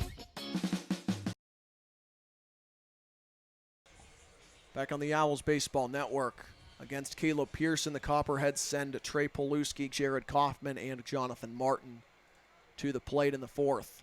First pitch from Pearson is a breaking ball. Hit right off the end of the bat and right back to the mound. Fielded off the mound by Pearson. He throws on to first and gets Trey Poluski for the first out of inning number 4. One pitch, one out for Pearson, and a good start to the fourth inning against the Copperheads. The Owls have cut the lead to 4-3, scoring 3 runs in the top of the fourth inning and forcing Cam Reed, the Asheboro starter, out of the game. You know, Mitch, if you can go through your scorecard there, how many putouts has Caleb Pearson had on the mound? I feel like it's been at least 3 or 4. Not to put you on the spot or anything. Breaking pitch is a strike to Jared Kaufman with 1 out and the bases empty. All right, Blake, let's see. 1, 2, 3. All right, 3 or 4. I was right. None better than that barehanded snag so far. Yeah, that was probably the most impressive thing of the game so far. The impressive part of the game. 0-2 to Kaufman. Bounced foul, left side. Speaking of barehanded grabs, how about Connor Daly over there staying alert? Former Owl. Still got it. Now the team's pitching coach for Forest City. 0-2. Way up and in.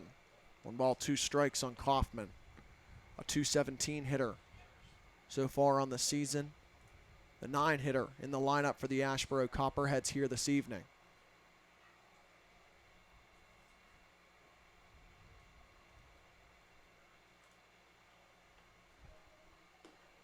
Up and in. 2 balls, 2 strikes. Taking a look at scores from around the Coastal Plain League. Morehead City up 4-2 on the Peninsula Pilots in a matchup between the Pilots and the Marlins in Morehead City tonight. 2-2. Check swing taken for a ball. 3-2 on Kaufman. Ooh, Blake, how about that? The Florence Red Wolves lead the Savannah Bananas 4-2 in pretty much a must-win game for Savannah tonight. 3-2. Swing and a miss. Strikeout number 3 for Caleb Pearson. 2 down in the Asheboro fourth. Back to the top of the order, Jonathan Martin coming up. Well, not only a must-win for them, the Macon-Bacon trailed Lexington County early in that ball game 2-0, and now they've tied it 2-2 in a game that if Savannah were to sweep the end of their remaining 2 games, Savannah would win that division. So that entire race is going to come right down to the wire between those 2. You're thinking of Macon. It's Macon. If they sweep, they win out. Well, assuming Macon loses. That's okay. That was my intent there if I didn't get that across clearly. If Macon were to lose that game to Lexington and Savannah sweeps, then it is. You are correct. And then Savannah would end up winning the South Division first half and host a first-round playoff game in the CPL. 2-0. Pop-up. Left side in foul territory. The third baseman, Blaylock, nearing the stands, will run out of room. Or will he? No, he won't. Rucker came in behind him and made the catch. How about that? That's not something you see all too often. Garrett Blaylock was... Excuse me, that wasn't Rucker. That was Jake Lyle. Shortstop came over. Blaylock ran into the fence. Thought the ball was past him, and Lyle came directly behind him. And then took a beating off the fence himself. Yeah, fell into the fence. He made the catch. You don't see that all too often. A pop out to the shortstop and foul ground like that. Didn't look all too pretty for the Owls, but they'll take it. They get the third out of the fourth inning. And 1-2-3 go the Asheboro Copperheads. We are through 4 full here at McCrary Park. As we go to the fifth inning, it is the Owls trailing the Copperheads 4-3 on the Owls Baseball Network.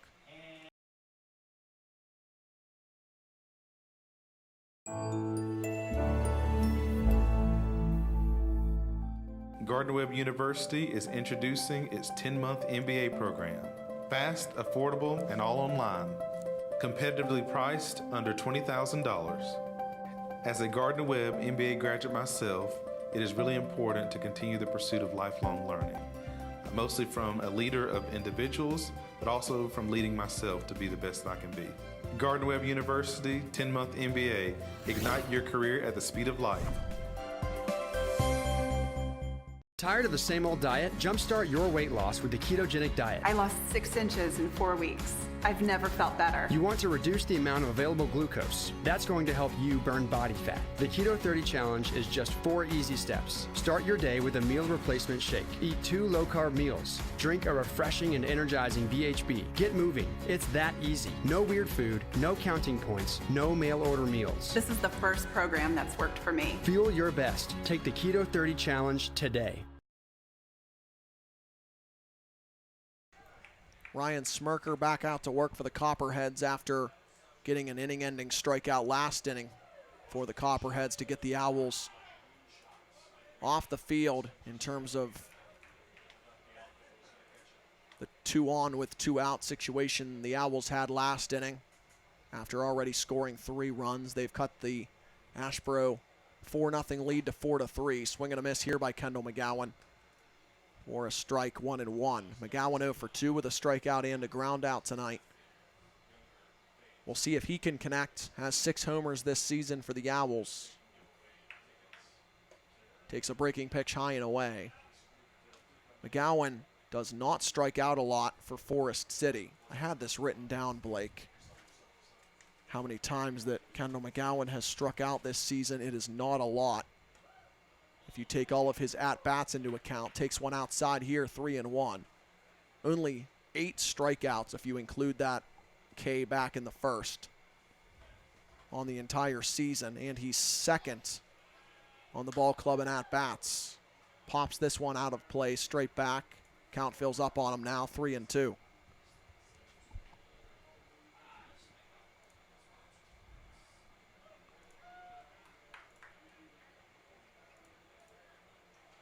McGowan grinds in against Smirker, who took over for Cam Reed last frame. McGowan takes outside, ball 4. Kendall McGowan draws a leadoff walk. Good news for the Owls to start the 5th inning. Garrett Blaylock to the plate. McGowan on the season 9 for 13 in stolen bases, but he's attempted 13. He's the guy that takes his chances out there. We'll see if he takes off against Smirker here. Just outside on Garrett Blaylock.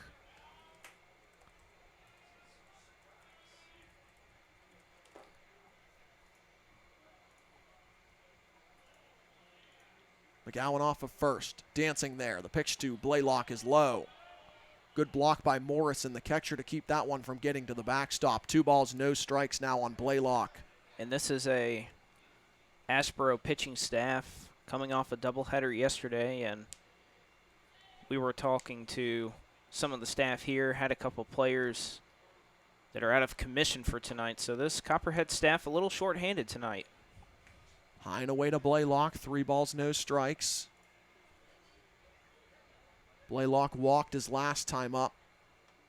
Starting that 4th inning for the Owls off in the right way.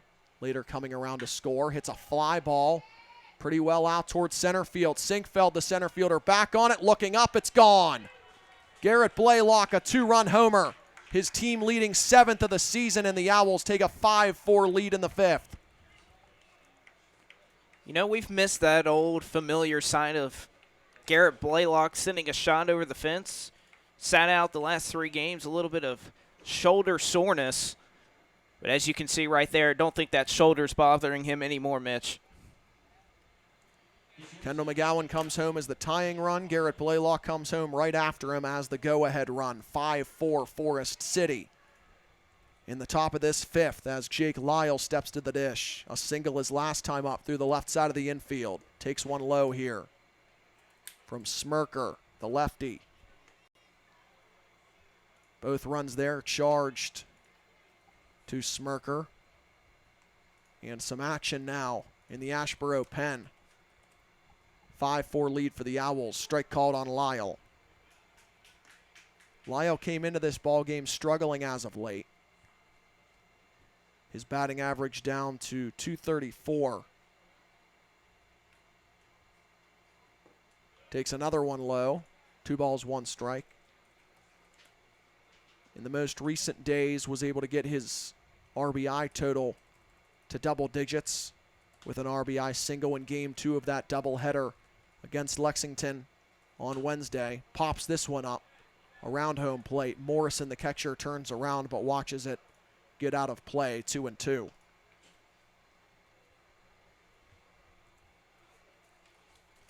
Only a couple of divisions still up in the air in the final 2 nights of the season, at least in the first half of the 2019 season. Lyle, a base hit to right center field. Dumps that one into right center in front of Sinkfeld and Engel, who went to cut it off in the right center gap. Jake Lyle reaches with nobody out in the 5th. 2 hits tonight for Lyle. 5 unanswered runs by Forest City. Todd Elwood, who's 2 for 2 to the plate. The Macon-Bacon and Savannah Bananas battle in the South Division has left that division wide open in the final 2 games of the first half. Strike called on Elwood at the knees, 0-1. The Wilson Taubes, Edenton Steamers, and Peninsula Pilots all in contention to win the North Division in the final 2 days. Wilson up a game on Edenton, a game and a half on Peninsula. Low and inside to Elwood here, a ball and a strike. Morehead City has already won the East. The Marlins, winners of 9 straight, a 17-7 record now. And they have a runner picked off between first and second. Jake Lyle now dancing in between first and second base. A lot of throws going on from Asheboro infielders. And finally, it is the shortstop for the Asheboro Copperheads. Rather, second baseman for the Asheboro Copperheads, Jared Kaufman, who applies the tag on Jake Lyle to get out number 1. Stayed in a run down for a long time there, Blake, but Jake Lyle couldn't escape that little jam that he found himself in, 1 down. No, it's just so hard at really any level of organized baseball. Once you're old enough to throw in to catch, very rare that you see a player get out of a rundown. Elwood hits a single to left center field. A diving attempt there by the center fielder for the Asheboro Copperheads, Sinkfield. Moving in toward the gap to try to make that catch, sprawled out for it, but Martin, the left fielder, had to back him up after Sinkfield's attempt. Came up a little bit short. A dumping base hit for Elwood. 4 straight base runners for the Owls to start the 5th inning. 1 on, 1 out now, and we're going to get a pitching change here from McCrary Park. There was somebody loosening down in the Asheboro pen. Another mound visit about to take place as Ryan Smirkar gets 2 outs in his relief appearance. Should he be relieved here? He might not be. We haven't gotten a signal to the bullpen yet. Are they going to keep Smirker in the game here? It looks like they will, Blake. Smirker is staying in, at least for the time being. Surprised you see that. You actually see 2 arms there down in the Asheboro bullpen. So both were looking at that mound visit, anticipating a trip out there, but they'll have to wait for a little while. Is now at least 1 batter. Justin Guy to the plate with Elwood on first. Expect him to run. Already has a stolen base. Here's a hard hit ball to short. Good play by Baber. Diving stop to second for one. Down to first. Double play. A great defensive play by the Asheboro Copperheads to get Ryan Smirker out of trouble in the fifth. A heck of a defensive play by Baber. The stab diving to his left from the shortstop position. The flip onto Kaufman covering at second base and back across to Phelan to complete the putout. The Owls do pick up 2 runs to take the lead on a 2-run homer by Garrett Blaylock. We're halfway home from McCrory Park. The Owls now lead the Copperheads 5-4 on the Owls Baseball Network. Question: how can such a small thing have such bold flavor? How can this little piece of cheddar have such big crunch? How is it possible for this entire bag of cheese crisps to have almost no carbs? F-Bomb Keto Crunch is 100% natural premium artisan cheese, sustainably produced with premium milk from local family farm cows, made from simple ingredients for your snacking pleasure.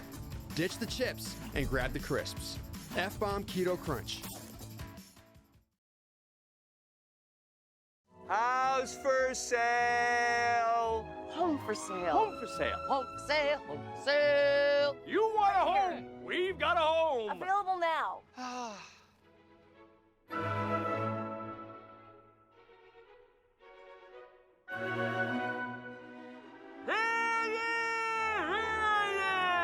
Home for sale.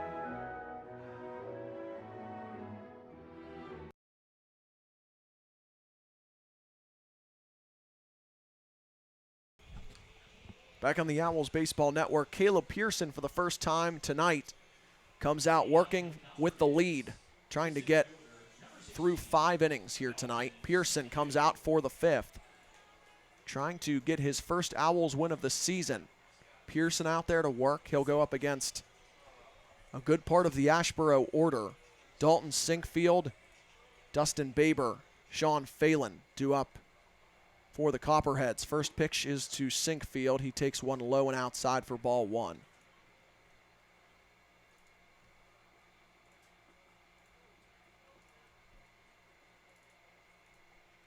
One out. Outside from Pearson, 2-0. And you'd assume Matt Reed would like to at least get Pearson through the 5 necessary for a W. Pearson has gotten the Owls through 5+ innings twice. 2-0. High and outside, 3-0. The last time Pearson pitched, it was here at Asheboro. Pearson allowed 3 earned runs through 5. Was in line for the win, but the Copperheads tied the game off an Owls reliever. The Owls eventually won it 10-6, but Pearson ended up with a no decision. Tosses in a strike here to Sinkfield. 3-1. Just outside, ball 4. The first walk for Pearson since the 3rd, and a good start to the 5th for the Copperheads. 1 on, nobody out. That's the 3rd time tonight that Sinkfield has reached. And Baber now to the plate. And Baber's had a good night too. 2 for 2 for him. A run scored and a 2-run double back in the 1st. Upping that RBI total to 12 for the 2019 season. We're going to get a throw to first that gets away from Salata from Caleb Pearson on the pickoff attempt. Salata needs to retrieve the ball over near the bullpen for the Copperheads, and up to second base on the error by Caleb Pearson goes Sinkfield.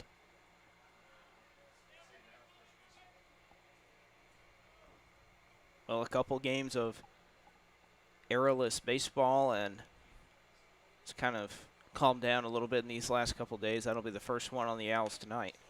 Fouled up against the netting on the first pitch to Baber, rather second pitch to Baber, I believe. Maybe that was the first pitch. It was. That's why you're here and you're smart, and I'm here and I'm dumb, Blake. Well, I was just looking at the scoreboard, so. Strike 1 on It's Baber. not all smarts. Here's another foul ball and another strike on Baber. Now it's 0-2.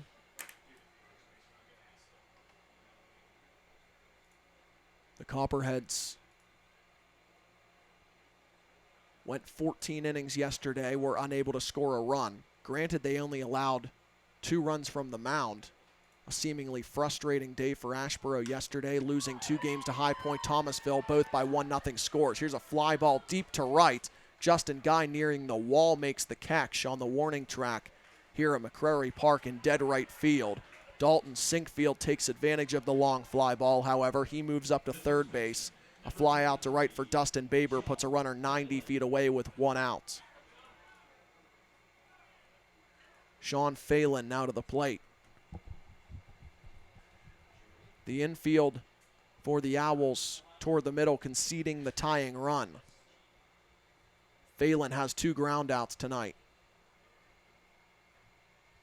Pearson misses low here. Ball 1.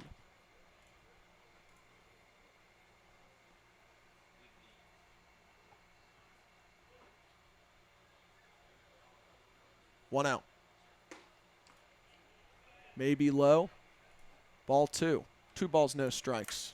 And for Caleb Pearson with that low ball 2, that is pitch number 72 on the night through 4 1/3.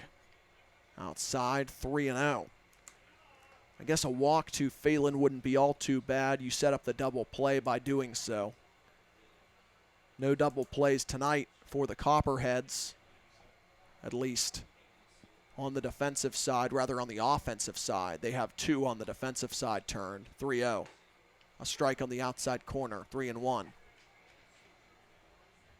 We don't need to give you the typical spiel about success for the Owls when they get length out of their starting pitching. 3-1. Strike 2. Outside corner. The count fills up on Phelan. The Owls 9-2 this season when their starting pitcher gets them 5+ innings. Caleb Pearson's done so twice. He can do so for the 3rd time tonight. Weak ground ball towards short. This will score a run and tie the game. Fielded by Lyle at the shortstop position. He throws on to Salata at first to get the out. 2 down, but in to score Dalton Sinkfield. It is 5-5 in the 5th. Sinkfield has scored 3 out of the 5 runs for the Asheboro Copperheads tonight. Doing so as the tying run here in inning number 5. Sean Phelan collects an RBI on the ground out there, 6-3. Up comes Cam Morrison, takes ball 1.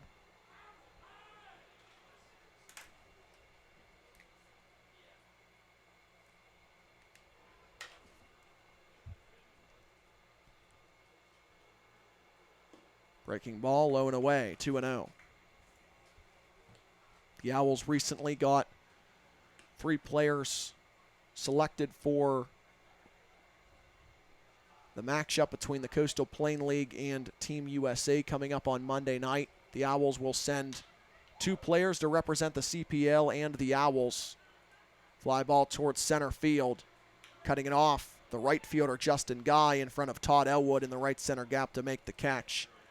Morrison is retired on the F9 putout, and the Copperheads are retired in the 5th. 1 run comes across, however, for Asheboro, and they get a run on the RBI ground out by Sean Phelan to score Dalton Sinkfield, who got on with a walk. 1 run, no hits for the Copperheads in the 5th. 1 Owls error and nobody left for Asheboro. We are through 5 full. And fittingly, it is the Owls 5 and the Copperheads 5 on the Owls Baseball Network.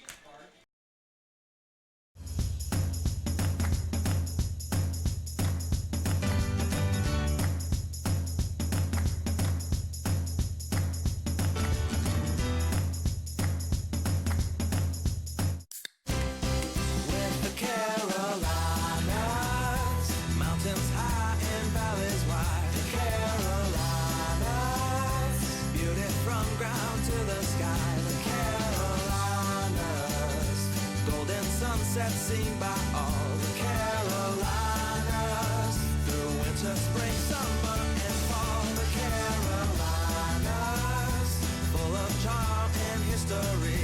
The Carolinas, there's no place I'd rather be.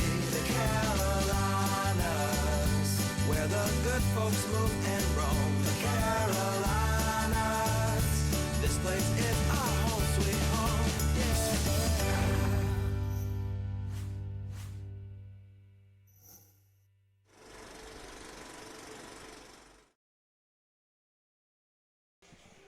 New pitcher into the game for the Asheboro Copperheads going to the top of the 6th inning. The ball game tied 5-5 now after Asheboro plates a run in the bottom half of the 5th when Sean Phelan collects a ribby, his first as a Copperhead this season, with Dalton Sinkfield coming home. 5-5 our score now going to the 6th inning. Spencer Ard coming into the game for the Asheboro Copperheads. The lefty making appearance number 10 for Asheboro, 18 innings of work. One of those 9 appearances prior to this one, a start. A record of 2-0, both in relief. 18 innings pitched, 19 hits allowed, 11 runs, 10 earned. 16 strikeouts, 10 walks from the lefty so far this season. He gives way from Ryan Smirker after he goes an inning in the 3rd. 3 hits allowed, 2 earned runs on his watch, a strikeout and a walk for the lefty who departs. Here's a line drive down the right field line, foul off the bat of Paul Salata on the first pitch he sees, trying to ambush Spencer Ard, but he pulls it a bit too much. Foul ball, strike 1. Hard contact right there. It's been a lot of hard contact tonight. Blaylock's shot over the right field fence, even Justin Guy's ground ball to end the 5th inning. That was a rocket. A nice stop by the shortstop. Here's a ground ball heading toward the middle, and it gets through for a base hit. Kaufman dove for it from second base to his right to try to make the play, but it squeaks underneath his glove. Fielded by Sinkfield, the center fielder, but Paul Salata's got himself a leadoff hit to start the Owls' 6th inning. Hit number 9 for Forest City. 5 runs on 9 hits for the Owls, 5 runs, 4 hits for the Copperheads. Salata on first for the Owls with the ball game tied at 5. Chaston Gordon at the plate. He's 1 for 2. He takes a strike on the inside corner. Gordon coming into this one, lacking an RBI on the season. Looking to get his first ribby of the year. Popped out of play by Gordon. Maybe it won't get out of play. Over near the Asheboro pen, a couple of guys running after it, but nobody will end up making the catch. It falls in foul ground, right in between the mounds and catching position area of that bullpen, on the grass in between the 2 polar segments of the bullpen area. A long strike 2 on Chaston Gordon. The 2018 Coastal Plain League champion, Chaston Gordon, a member of the Morehead City Marlins last year, behind 0-2, takes one high, 1-2. With the Marlins last season, Chaston had a batting average of 180 in 35 games, 89 at bats for Gordon. Takes one just outside, 2-2. 1 homer, 8 runs batted in for Gordon in a Marlins uniform. 2-2. Ground ball towards short. Scooped up by Baber to second for 1, across to first, double play. The 3rd double play tonight turned defensively by the Asheboro Copperheads, and the Owls now have 2 down in the 6th.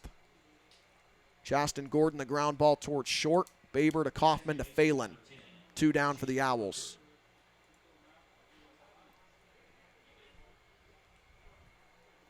It brings up Garrett Christopher, who's 1 for 1 with a walk. Had a double his last time up.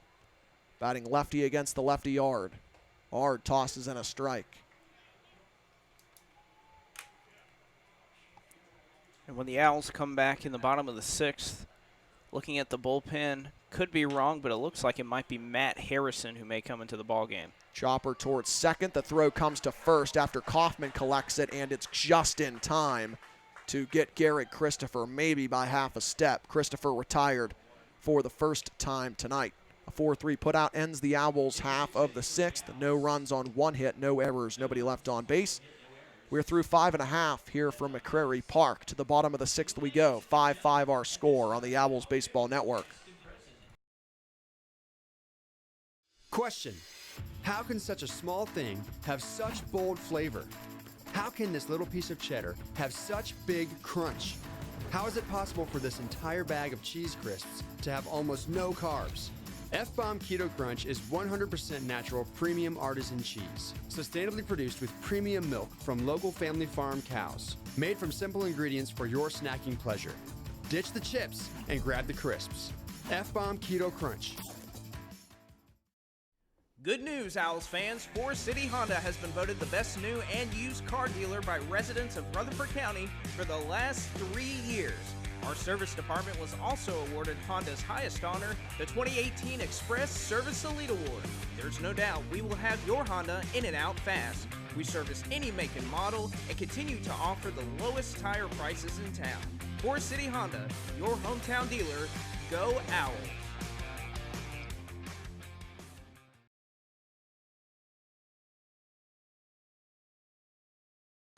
For the second time this season, Caleb Pearson will come out to work the sixth inning for the Forest City Owls. The longest outing so far this year for Pearson in an Owls uniform came all the way back at the beginning of June in an outing against the Macon Bacon at home. Pearson went just 5 1/3, could not get through the sixth inning, and the Bacon, who trailed by a score of 3-2 going into that inning, ended up leaving the inning with an 8-3 lead and eventually won the game 8-3. So Pearson back out to work the sixth, hoping the second go-round goes a little bit better against this Asheboro Copperheads lineup in Miles Nicholson, Clayton Engel, and Trey Paluski due up in this sixth inning. Blake, how many pitches did you say Pearson had? I was trying to interpret the hand signal you were trying to give me, and I am horrible at picking them up.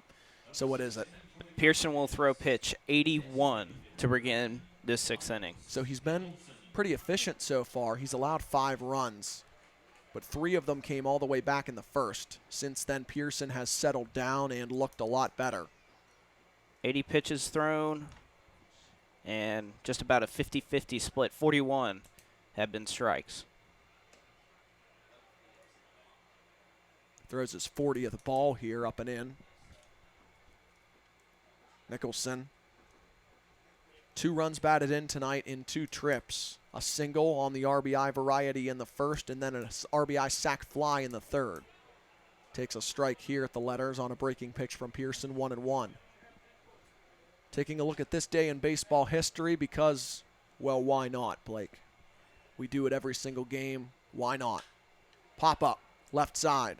Blaylock, the Owls' third baseman, in foul territory to the left of the third base bag, makes the catch to get Miles Nicholson for the first time tonight without him collecting an RBI. 1 down for the Snakes in the sixth.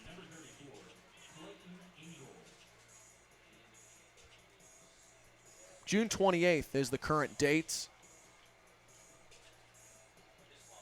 And we're about to talk about this day in baseball history, but we will have to hold off on that. Actually, let's still do it, Blake. Let's just sit here for the commercial break. The reason we're taking a commercial break, or even thought about it, is because Caleb Pearson will depart now. After getting the first out of the sixth inning, he'll give way to a new pitcher for the Forest City Owls. Pearson gets the Owls a third of an inning here in the sixth on the first batter he faces in the sixth inning, inducing a pop-up, but Pearson will have to depart in the sixth. We'll see who the new pitcher is for the Owls, but let's hit it. This day in baseball history right now, Blake. Ball game tied 5-5, 1 out, nobody on base for the Copperheads in a pitching change in the midst of the bottom of the sixth inning. June 28th, 1979, one of the most historic baseball trades ever took place. The Giants traded Bill Madlock, Lenny Randall, Dave Roberts, and company to the Pirates for hurlers Ed Whitson, Fred Brining, and Al Holland. Madlock and Dave Parker ended up playing a pretty big role, Blake, in the Pirates' 1979 World Series win. I'm a hometown Pittsburgher, so that's the last World Series we celebrated, so that one's a little bit close to heart. But since then, it's been a little bit disappointing. We've seen better days, but hopefully better days are to come, as we like to say in Pittsburgh. Hopefully, hopefully. Any eyes on who that is out there? It is going to be Matt Harrison, who... I thought he pitched yesterday. Yeah, I was about to say, if I'm not mistaken, it was very recent that he was out there on the mound for the Owls. Didn't go too far, but... He did. He pitched yesterday, an inning and a third against the Macon Bacon, with 4 runs allowed, 2 earned over an inning and a third, 4 hits allowed. So we'll see what Matt Harrison can do here in his second relief appearance in as many days. And Blake, this might be a stretch, and I might be wrong, but I'm 99% sure I'm right. I think this is the first time all season that Matt Reed has used the same pitcher in consecutive games. And not as a starter, just appearing in the game. I can't confirm that, but I'm 99% sure with you as well. So there's that 1% chance, but I believe that just haven't really seen that much this season, which coming into this appearance, he had sat out since this past Saturday at Asheboro. So he pitched at Asheboro here in this ballpark last Saturday and then threw yesterday as well. Pop up right side of the infield. The catcher for the Owls, Chasten Gordon, makes an uncomfortable-looking catch in foul territory to the right side. 2 down in the 6th now. Weren't sure who was going to catch that ball there for a second. Gordon looked like he had a beat on it, as did Matt Harrison, but Harrison didn't end up going into foul ground to attempt to make that catch. Gordon had it dialed in the whole time. He's the one that ends up securing it. 2 down in the Asheboro 6th, 1 up, 1 down for Matt Harrison. Also, although worth noting that when he wasn't pitching last Saturday and through yesterday, he did make 3 plate appearances each in every game this week other than our first leg of the doubleheader against High Point. So had 3 at-bats, actually had 2 hits against Lexington on Splash Day in Game 1. So ground ball left side off Trey Poluski's bat, secured by the third baseman Garrett Blaylock across the diamond to Paul Salata to get Poluski for the third and final outs of the 6th. A 5-3 put out, 1-2-3 go the Copperheads. Through a couple of pictures, Caleb Pearson gets the first out, Matt Harrison gets the second and the third. No runs, no hits, no errors. Nobody left on base as we go to the 7th with the score Owls 5, Copperheads 5 on the Owls Baseball Network. Rutherford Regional Health System's mission is making communities healthier. By creating places where people choose to come for health care, physicians want to practice, and employees want to work, they are creating a legacy of care for our neighbors today and for generations to come. Whether it be a team like the Forest City Owls or your team at home, they are passionate about caring for you. At Rutherford Regional Health System, they believe each healthcare journey is unique, and that's why they are so dedicated to being experts in you. From personalized orthopedic solutions to patient-centered surgical care, they are there for you every step of the way. As part of Duke LifePoint Healthcare, they offer a team of renowned expertise to be on your side. They can help lead you to even better health with primary care practices, walk-in clinic, children's services, emergency department, urology, radiology, orthopedic care, surgeries, and more. At Rutherford Regional, they're not just experts in health, they are experts in your health care.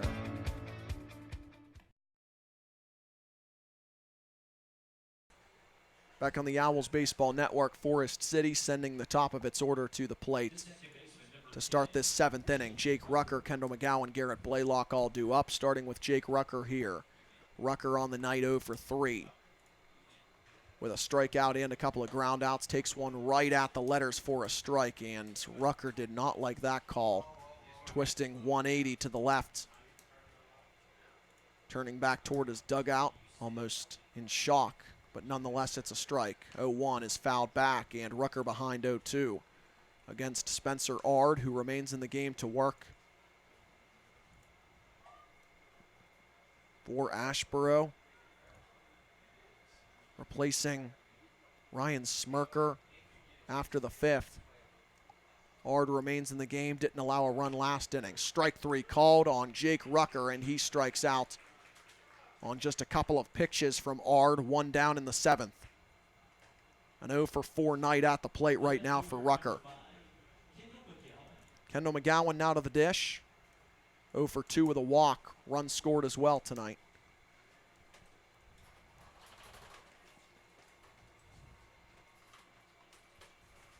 We were in the middle of this day in baseball history, huh, Blake?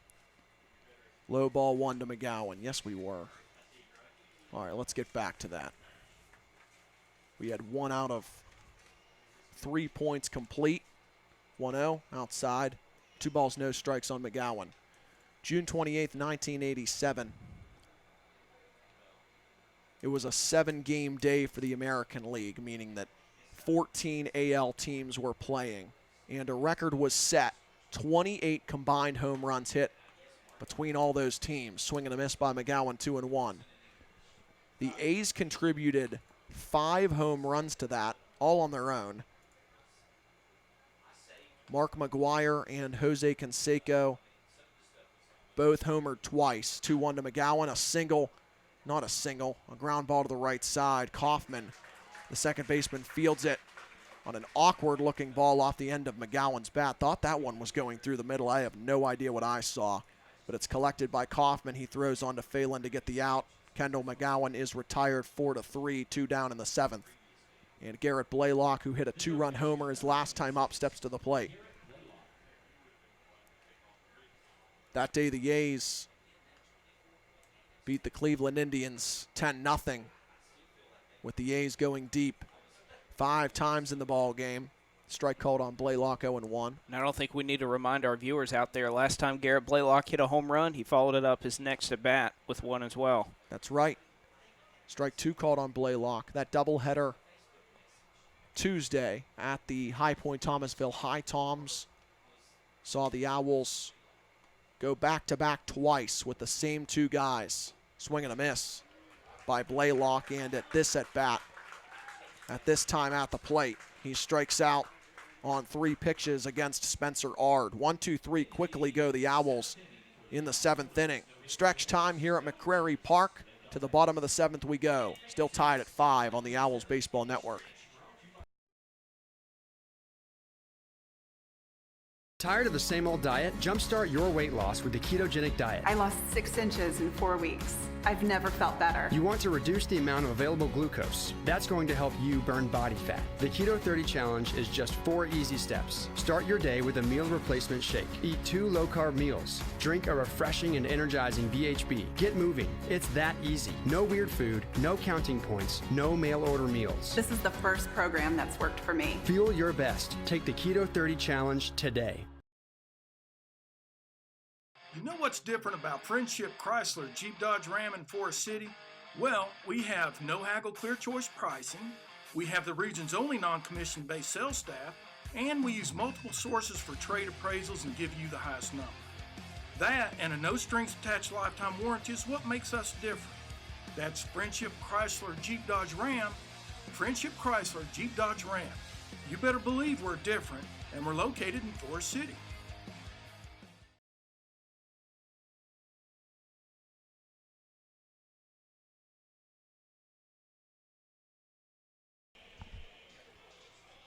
The Owls will send Jake Lyle, Todd Elwood, and Justin Guy to the plate next inning, but until then, they have business to take care of in the bottom of the 7th inning. The 9, 1, and 2 hitters due up for the Copperheads: Jared Kaufman, Jonathan Martin, Dalton Sinkfield, all due to the plate against Matt Harrison. Harrison for the Owls coming in for inning number 2 of relief. Has collected 2 outs so far after Caleb Pearson was done after 5 1/3 tonight. Pitch, bunt attempt, taken low and away by Kaufman, who's 0 for 2 with a pop out and a strikeout tonight.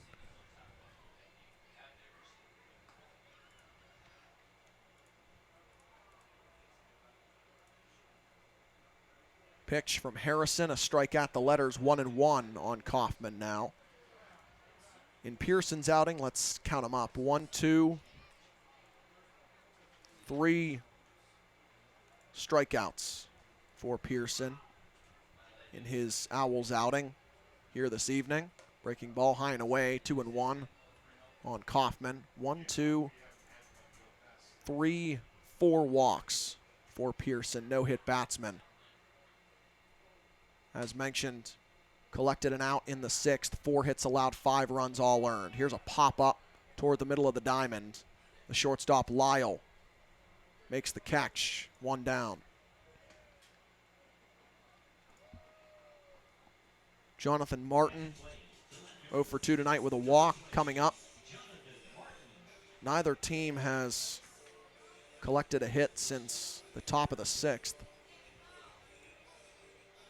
when Paul Salata reached on a leadoff knock. He was eventually cut down 2 pitches later when the Owls grounded into a double play. Bunt shown by Martin. He holds up after pulling the bat back, takes ball 1 low. Martin, somewhat of a speedster in that leadoff spot. A couple of guys have more stolen bags than him, but 5 out of 6 for Martin so far. Strike called on the inside corner. Martin really didn't like that call. It has been a somewhat interesting strike zone tonight from Joshua Michael Blake, but I guess both sides are feeling the brunt at times. No doubt. 1-1, fouled away. 1 ball, 2 strikes.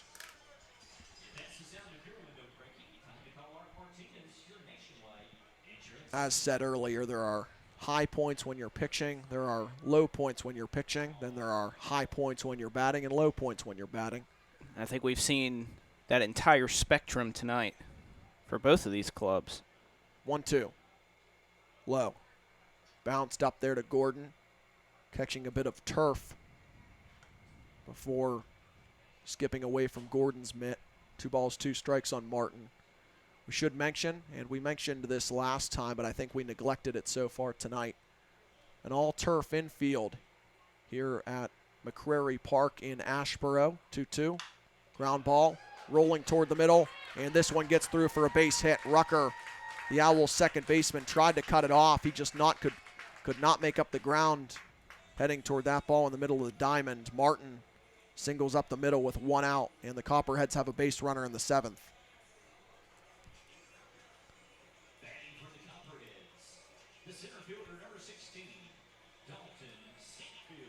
Sinkfield to the plate. A couple of walks and a single tonight. 3 runs scored. 1 on, 1 out against Matt Harrison. Checks the runner at first, comes home.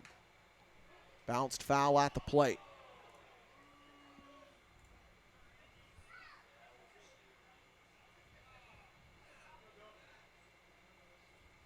Three runs in the 4th, 2 runs in the 5th for the Owls. 3 runs in the 1st, a run in the 3rd, a run in the 5th for the Asheboro Copperheads. A 5-5 tie. Bottom of inning number 7. We're glad you could join us tonight on the Owls Baseball Network.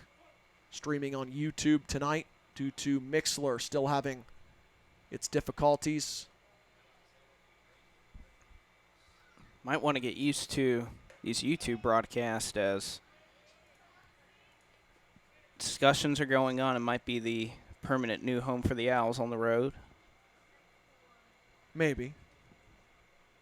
We'll see. We'll have to put out a poll. Well, we already did that. We did? A week ago, yeah. Swing and a miss by Sinkfield, and we're right now in the middle of a mound visit, but continue, Blake. You could choose Mixlr, YouTube, or no opinion, and it seems like YouTube was the winner in that. And was that a Facebook poll? That was a Twitter poll. I'm going to have to look at that. 1 and 2 on Dalton Sinkfield. After that pitch misses outside. All right, let's try to find it here. I know we even had a request out in the chat to put both home and away on YouTube, which as much as we'd love to do it, it just wouldn't be possible with our bandwidth at McNair Field. All right, away 2 and 2 now. But I do think YouTube has been a nice avenue for more access for some Owls fans. Any idea when this poll was tweeted, Blake? Had to have been a week ago about. Oh, a week. All right, I'm going to try to track it down here. 2 balls, 2 strikes to Sinkfield. The pitch. Swing and a miss. Matt Harrison gets strikeout number 1 in his outing. 2 down now in the Asheboro 7th. Martin still on first.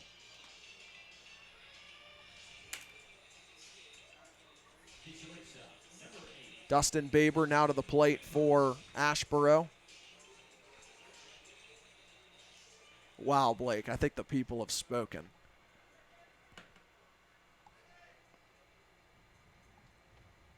The poll was from last weekend. Runner takes off, and the Owls almost had him picked off. Martin ran halfway towards second base, then just put on the brakes and ran straight back. And the whole time, Matt Harrison just turned around and didn't even attempt to throw toward any direction. Always got to stay alert during a baseball game. I guess so. Interesting there. Matt Harrison, cool as a cucumber in that situation, really didn't get flustered at all. This pitch is popped up behind the plate. Shaston Gordon takes a look back there, but it gets out of play. 0-1 on Baber.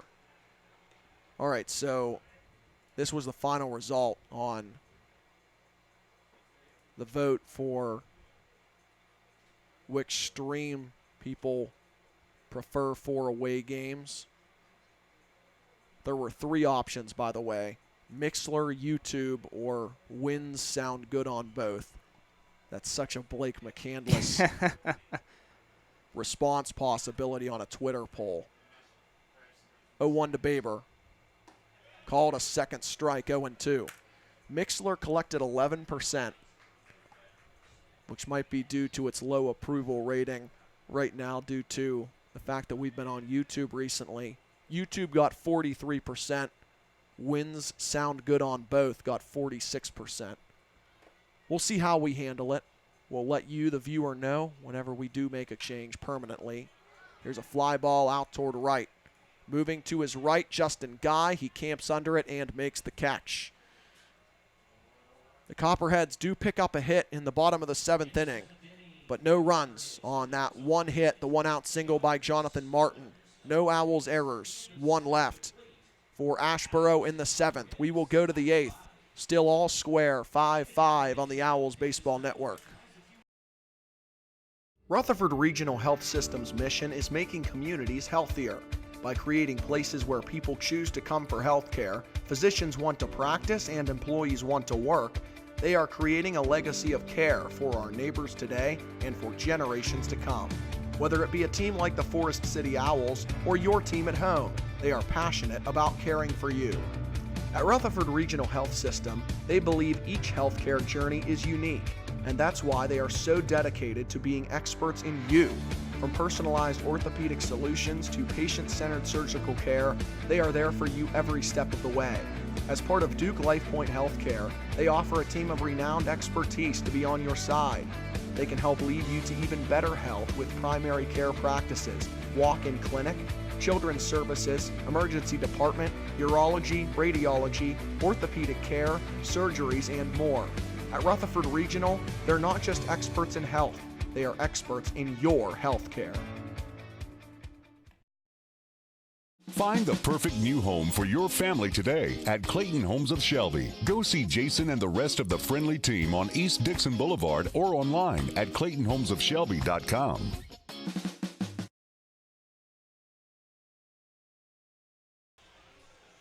New pitcher into the game for the Asheboro Copperheads. It is Ryan Sanskowski.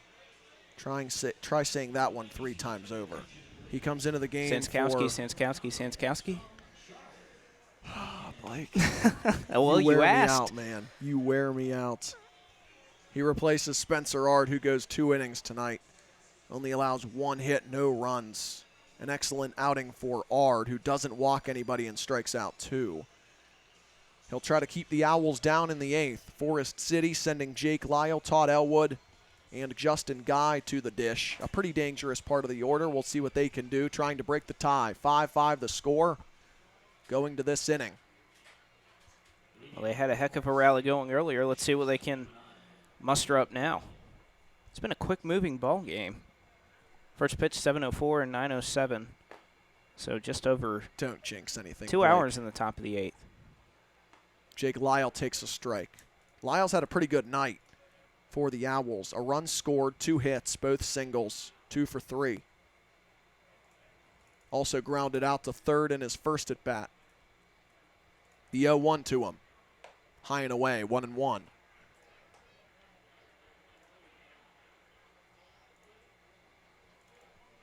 We mentioned a couple of days ago the Owls lost Kirby Lambert as he departed to the Pecos League to play for the Roswell Invaders in New Mexico. Here's a fly ball toward the right center gap. This one drops in for a hit and rolls to the wall. Jake Lyle around first, and he'll hustle into second with a leadoff double to start the Owls' side of the 8th.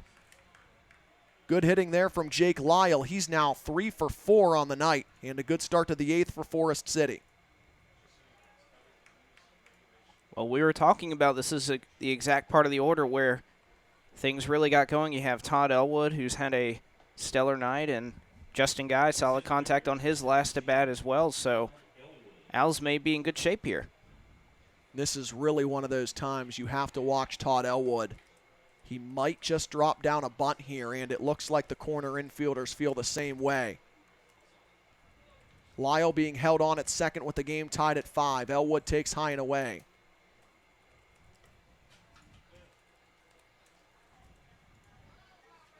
The point I was getting to with that Kirby Lambert comment was that the Owls had another player depart a couple of days ago. Jacob Bradley is no longer on the roster. He was a relief pitcher for the Owls for a portion of time this season. Outside to Elwood, 2-0. As the Owls eye up this as an opportunity to break the tie.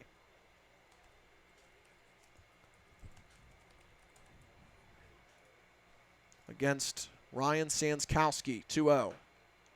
Just outside on Elwood, 3-0. Elwood on the night is 3 for 3. 3 singles. Got an RBI off of one of them. Later came around to score in his second hit as well. 3-0. Gets a strike called on him here, 3-1. Justin Guy is on deck for the Owls. Guy got an RBI on a ground out earlier in the game. The Owls just need a run here. 3-1 to Todd Elwood. Will not occur now. Off the rubber, Ryan Sanskowski. He looks Jake Lyle back to second. Todd Elwood. Batting well over 300 now. Takes this one low and inside, ball 4. 2 on with nobody out for the Owls in the 8th. As Elwood draws a no-out walk. Justin Guy now comes to the plate with an opportunity to break the tie. 3 ground balls from Guy tonight. One of them drove home a run. But he also grounded into a 6-4-3 double play in his most recent at-bat in the 5th. Right now, the Copperheads defense paying just as much respect to a bunt attempt. And we see one there from Guy. He pops it up in the air, foul on the bunt attempt. Toward the left side. It lands uncontested in foul ground. 0-1 on Guy. We'll see if we get that again here, Blake. You have the corner infielders both playing on the green-colored turf-style or grass-style turf. Guy takes low and away. No bunt attempt on there. 1-1. Guy, along with Todd Elwood, has gotten on a couple of times this season just trying to bunt for a base hit. He's done that a couple of times. Squares up here, offers at it, and misses for a strike, 1-2. And that's one he wishes he could have pulled back. Pitch was outside. He even made an attempt to pull it back. Just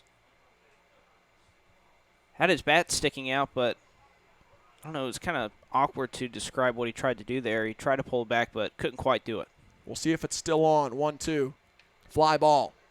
Was swinging on that one toward left center field. The center fielder, Sinkfield, makes the catch. The throw comes toward third. It's cut off by Baber, the shortstop, as Jake Lyle decides to stay put at second base. Lyle still on second. Elwood still on first. Justin Guy flies out to center field, one down in the top of the 8th inning.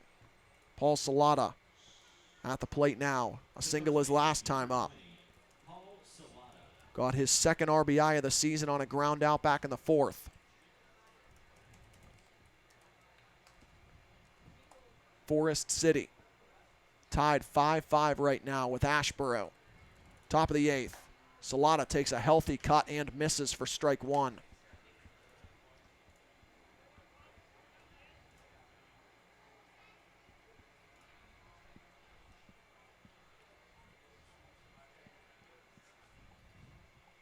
Oh, 1. Fouled away.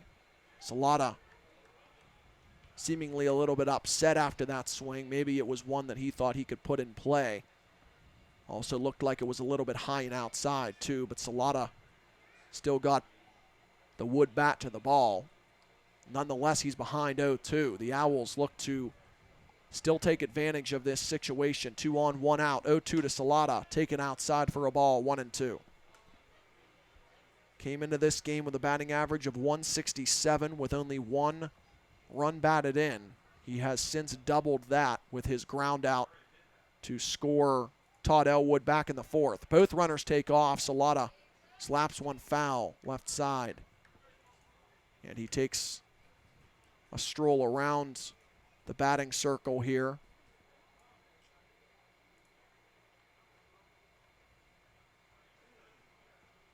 Now circles his way back into the lefty bat box behind 1-2. The Owls' first baseman trying to break the tie. Sanskowski comes home, high and away, 2-2.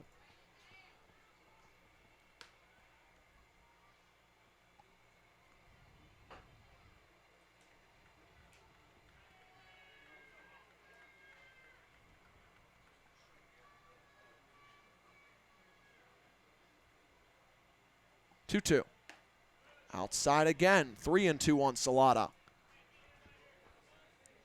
After falling behind 0-2, Blake, he has worked this into a pretty good AB. He has, and every pitch, balls and strikes in this at bat have been outside. They haven't really gone after Salata yet. Both runners take off, taken for a called third strike. Salata didn't like the call, but both runners will move up on the double steal. The catcher, Morrison, didn't throw to either base. A double steal pulled off by the Owls, but there's now 2 down in the 8th inning for Chaston Gordon. So Gordon will come up here with a 1-for-3 reputation tonight. Lyle at third, Elwood at second. Gordon digs in, a single in the 4th. Takes it high and inside. Also grounded into a double play in the 6th. Grounded out to third base in his first at bat.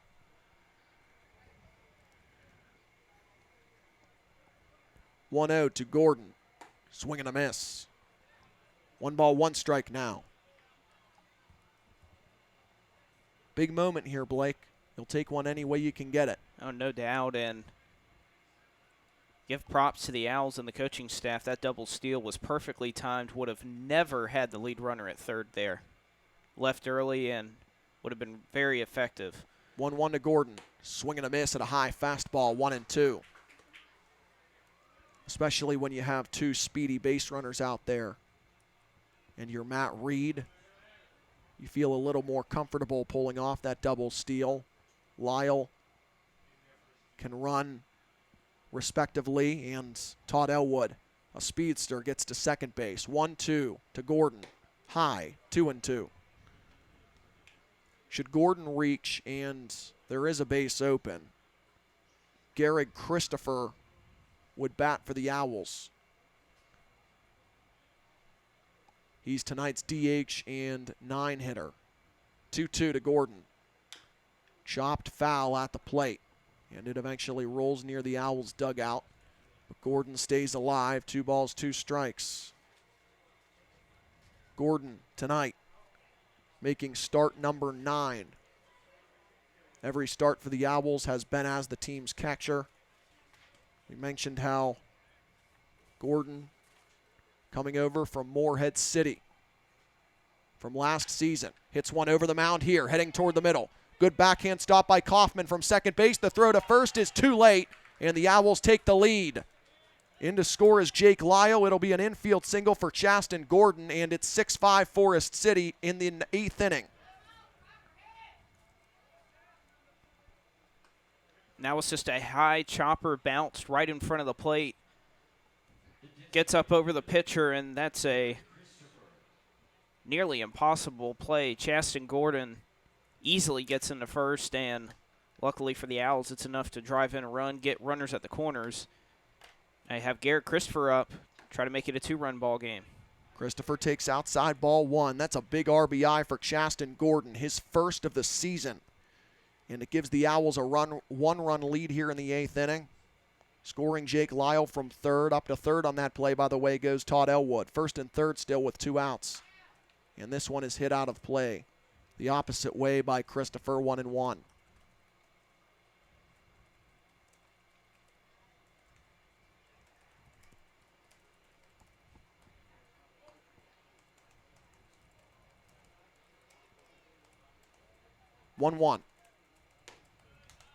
Just upstairs. 2 balls and a strike on Christopher. Garrett Christopher coming into tonight's ball game with a 9-game on-base streak, and with his walk and double tonight, that now stands at 10 games. Outside to Christopher, 3-1. Should he reach, Jake Rucker would come up, and Rucker 0 for 4 tonight.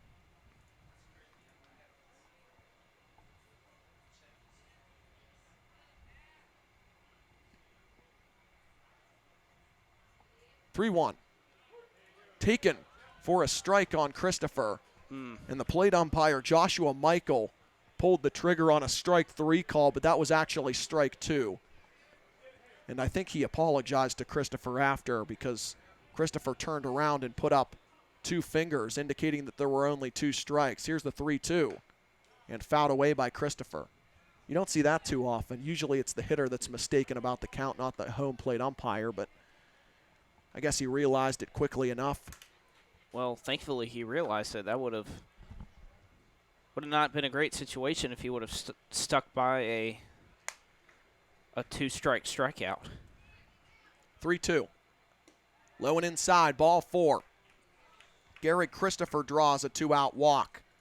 Up to second goes Chaston Gordon. The base is loaded now for Jake Rucker.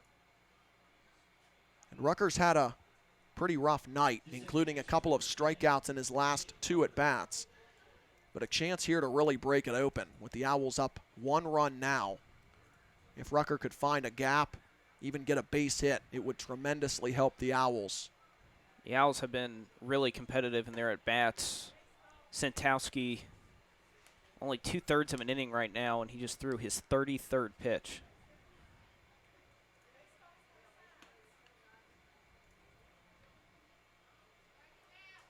(6-5) the score, bases loaded, 2 outs. Top of the 8th. 1 run across for the Owls, who lead by 1, with Jake Rucker at the plate, trying to get his first hit of the evening.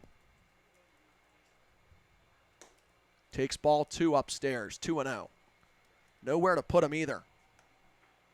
If you're Ryan Sanskowski, there is somebody up in the Asheboro pen.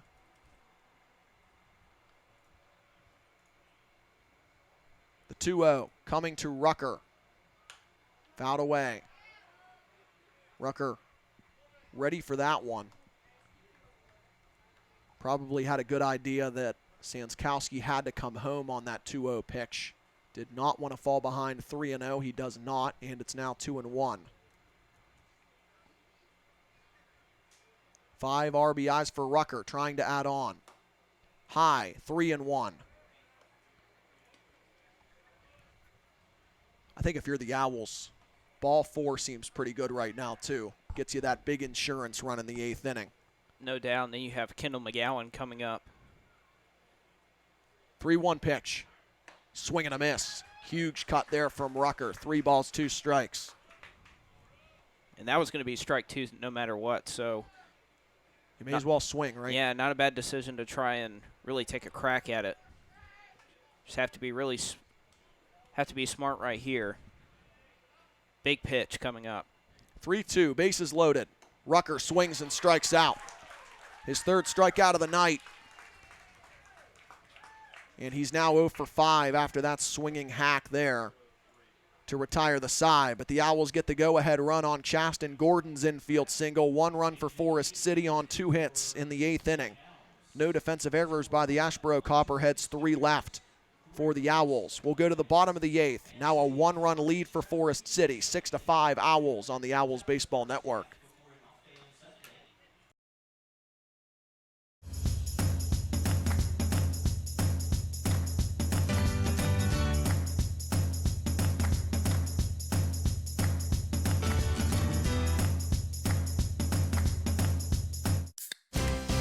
With the Carolinas, mountains high and valleys wide. The Carolinas, beauty from ground to the sky. The Carolinas, golden sunset seen by all. The Carolinas, through winter, spring, summer, and fall. The Carolinas, full of charm and history. The Carolinas, there's no place I'd rather be.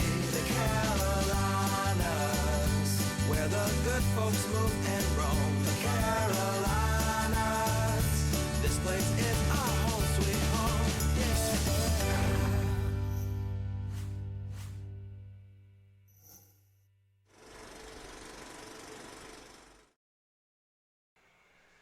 Back on the Owls Baseball Network, 6-5.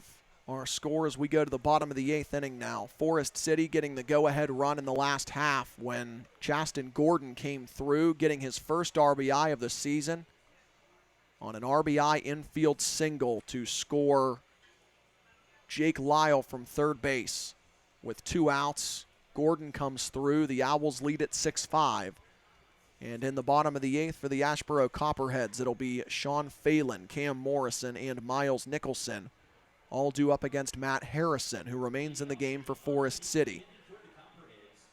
Harrison enters his 3rd inning of relief now after relieving Caleb Pearson back in the 6th. Has yet to allow a base runner. Here's a chopper towards second. On 2 hops, Rucker's got it. He throws on to first and throws out Sean Phelan, 1 down in the 8th.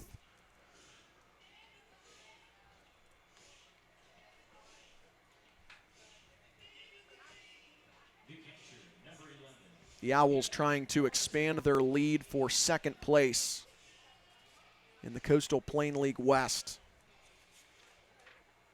over the Asheboro Copperheads. The West saw the Gastonia Grizzlies clinch 1st place in the first half last night. They win the first half and with it clinch a playoff spot.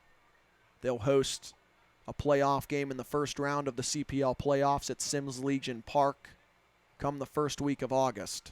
Cam Morrison fouls one off, 0-1. 0-1 from Harrison.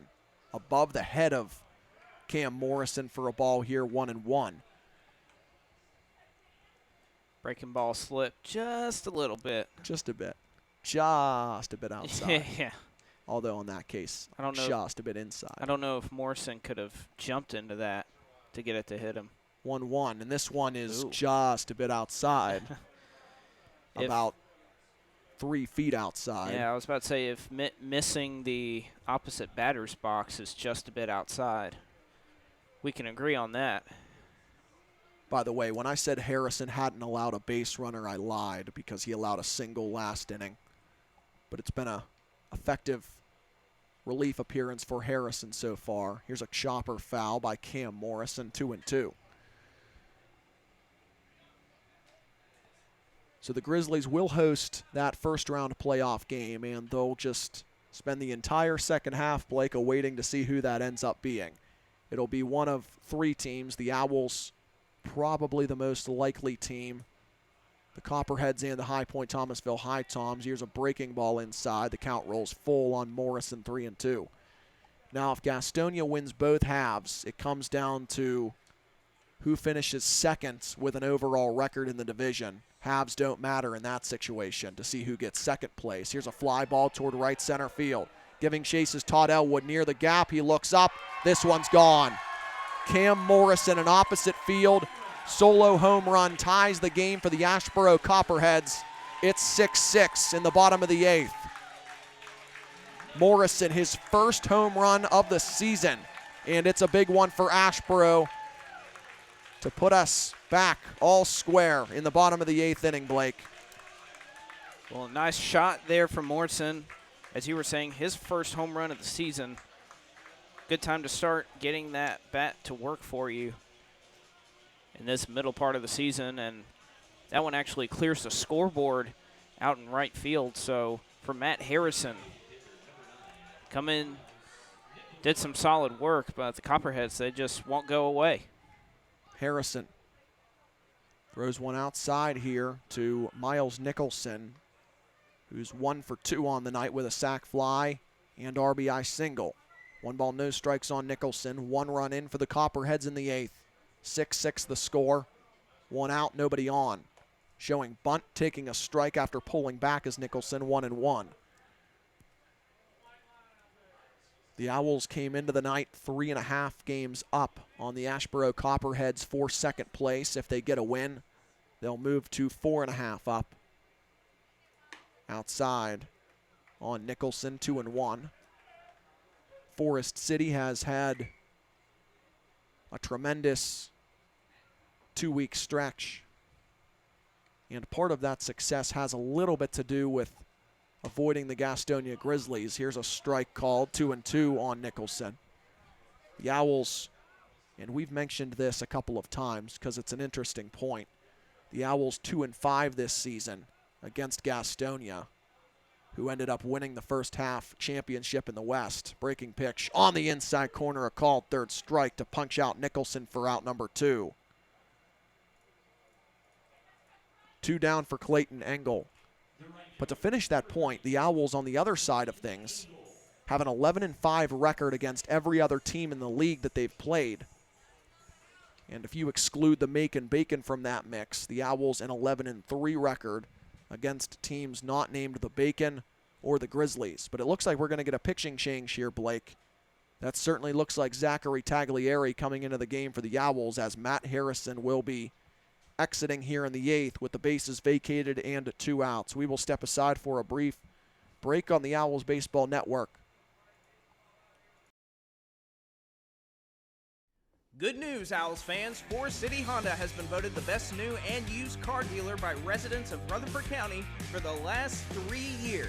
Our service department was also awarded Honda's highest honor, the 2018 Express Service Elite Award. There's no doubt we will have your Honda in and out fast. We service any make and model and continue to offer the lowest tire prices in town. Forest City Honda, your hometown dealer. Go Owls!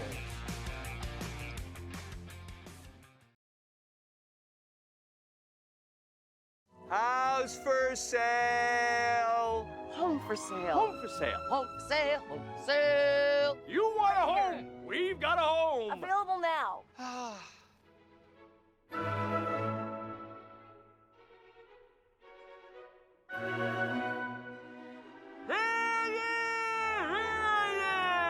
Home for sale.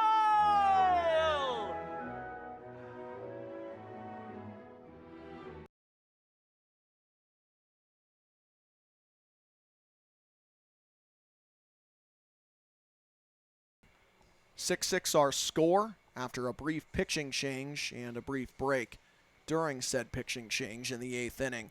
With the Copperheads at the plate, Clayton Engel will be due up for the Copperheads next. Bases empty, 2 outs for Asheboro against a new pitcher here, Zachary Taglieri.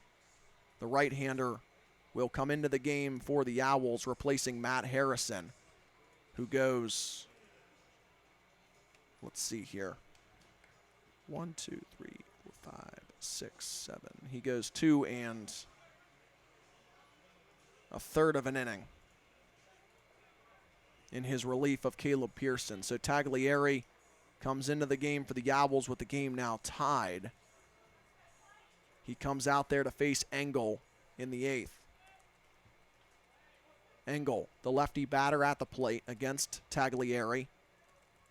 We'll give you Taglieri's numbers along with Harrison's line in a moment. Taglieri making appearance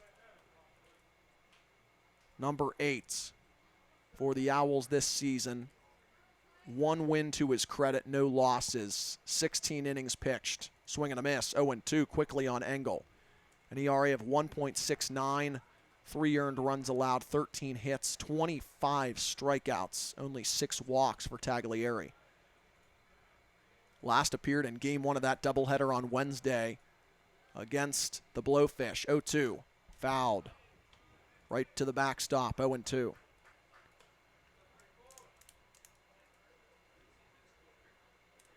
Went 1 inning in that one. Didn't allow a hit, didn't allow a run. No walks and a strikeout for Taglieri in that outing.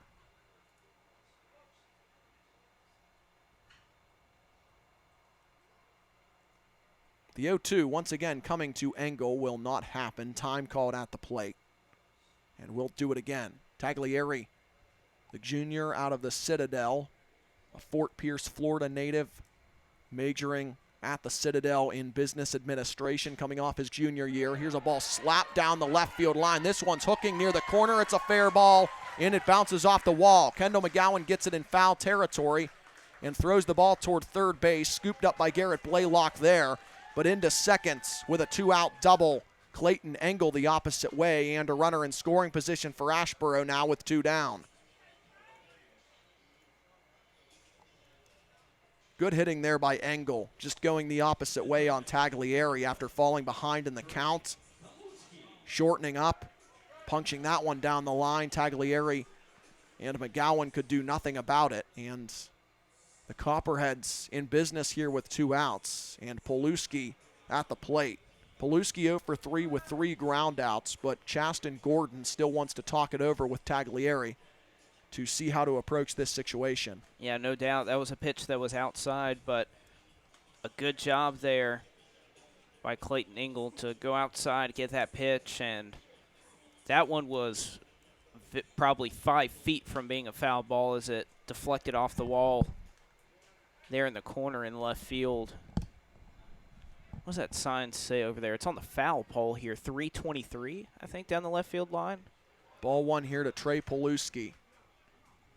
You got that right, Blake. 323 down the line in left and 336 down the line in right. Granted, the wall to dead left field near the foul pole is much higher than right field. Low ball 2 to Poluski. 400 feet to dead center field at McCrary Park.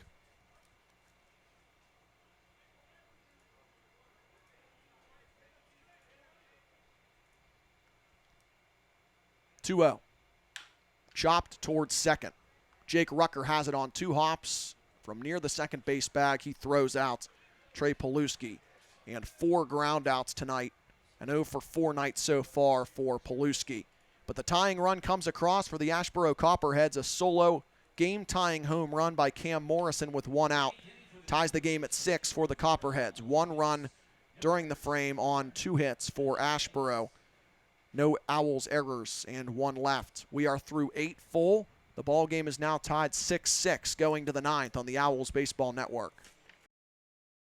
Tired of the same old diet? Jumpstart your weight loss with the ketogenic diet. I lost 6 inches in 4 weeks. I've never felt better. You want to reduce the amount of available glucose. That's going to help you burn body fat. The Keto 30 Challenge is just 4 easy steps. Start your day with a meal replacement shake. Eat 2 low-carb meals. Drink a refreshing and energizing BHB. Get moving. It's that easy. No weird food, no counting points, no mail-order meals. This is the first program that's worked for me. Feel your best. Take the Keto 30 Challenge today.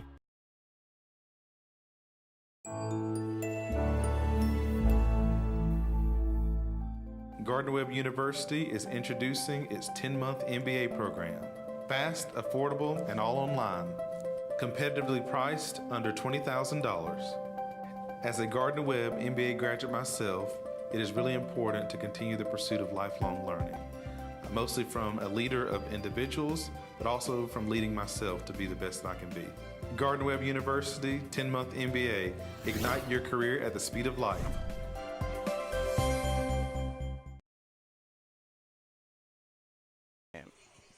Going to the ninth on the Owls Baseball Network. Ball game tied 6-6. The Copperheads sending a new pitcher out there against this Owls lineup, Chase Antle. Now the new guy out on the mound for the Copperheads, replacing Ryan Sanskowski, who goes just an inning for the Copperheads, allowing 1 run on 2 hits, which was earned. A strikeout and 2 walks for the Copperheads. Fourth pitcher, he gives way to the fifth pitcher used by Asheboro tonight. Chase Antle into the game, as mentioned. Antle has pitched 6 1/3 innings this season, making appearance number 4, all of which have been in relief. A record for Antle of 1-0 so far this season. 3 hits allowed, 1 run, which was earned, 4 walks, but more importantly, 12 strikeouts for Antle of the Copperheads. He faces a tough customer first, Kendall McGowan. But McGowan has had a somewhat slow night, 0 for 3 with a walk. Did score a run on that walk. First pitch to him from Antle. Check swing, McGowan holds up, they appeal down to first, and they say that McGowan did not offer at that first pitch. 1 ball, no strikes. I'll have to agree with that. Didn't take the bat off his shoulder. Twisted a little bit. Twisted maybe. his hips, no doubt, but Got the crowd a little bit into it here. 1-0 to McGowan. Hits this one well out toward right. Back on at Engel, nearing the wall. It's gone! Kendall McGowan, a solo home run in the 9th, and the Owls take a 7-6 lead. His home run war with Garrett Blaylock continues. Both hit home runs tonight, and Kendall McGowan's is the biggest so far, an opposite field shot. And the Owls regain the lead in the 9th inning, Blake. well, how about Kendall McGowan? Not the day you would have wanted to have. First hit of the ball game, but it can't come at a better time. Top of the 9th inning. And he gives his club a 1-run lead. How many times can it happen this season? Swing and a miss by his counterpart, Garrett Blaylock. You know, it wasn't until I was involved in basketball, I never believed that there was such a thing as a player who was quote-unquote clutch. But the Owls have a couple of guys that are pretty darn clutch. Let's just say that. Basketball got me to believe in it, and Kendall McGowan has to be a guy that makes you believe in it as well. Blaylock takes one just a smidge outside, drawing some jeers from the crowd. Ball 2, 2-1 on Blaylock. Not to mention that home run. I mean, that's a pitch outside he had to reach for that. Wasn't hit in the air barely at all, just a line shot.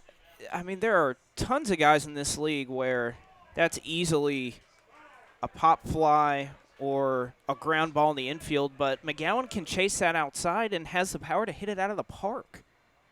It's just unbelievable. A back and forth ball game. Very good ball game so far, but the Owls retake the lead in it. Swing and a miss by Garrett Blaylock, was behind on that 2-2 fastball from Chase Antle. He gets the punch out of Blaylock. 2 strikeouts on the night for Blaylock, 1 down in the 9th. Jake Lyle to the dish for the Owls. Looks like there's somebody warming up for the Owls down in the bullpen there, Blake. It'd be interesting to see if a new pitcher comes out to replace Taglieri. Well, we haven't seen Isaac Bracken in a while. We know he's the quote-unquote closer for this Owls team, so we say quote-unquote because there's been 2 saves by Owls this season, and neither have been Bracken. Just seems like the guy you bring in those situations, or the guy that they've prepared to have in those situations. Ball 2 now to Lyle, who's having a heck of a night. 3 for 4, 2 runs scored, a double and 2 singles. Also a ground out for him. trying to get his 4th hit of the evening. 2-0 from Antle. Popped him up, but this one tracks back and out of play, 2-1. There hasn't been an Owl this season, Blake, that has gotten 4 hits in a game, and that seems almost unimaginable if you think of how many Owls have had big nights. But just a ton of 3-hit games by Forest City this season. And this is Jake Lyle's 5th multi-hit game for Forest City this season.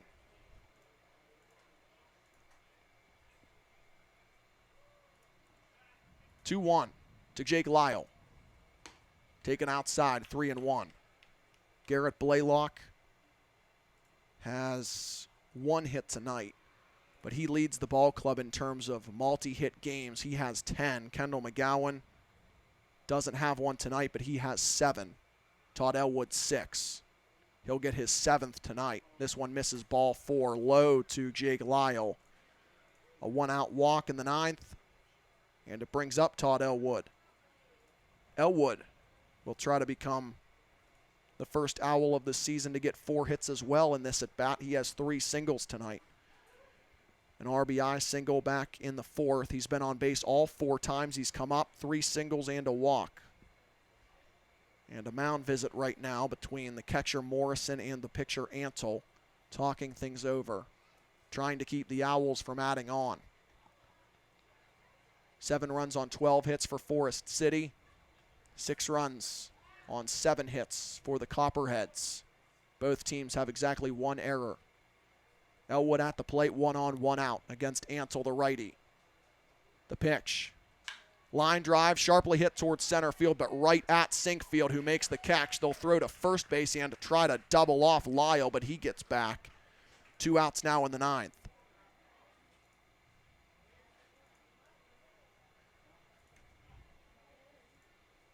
Justin Guy will get his 5th chance now.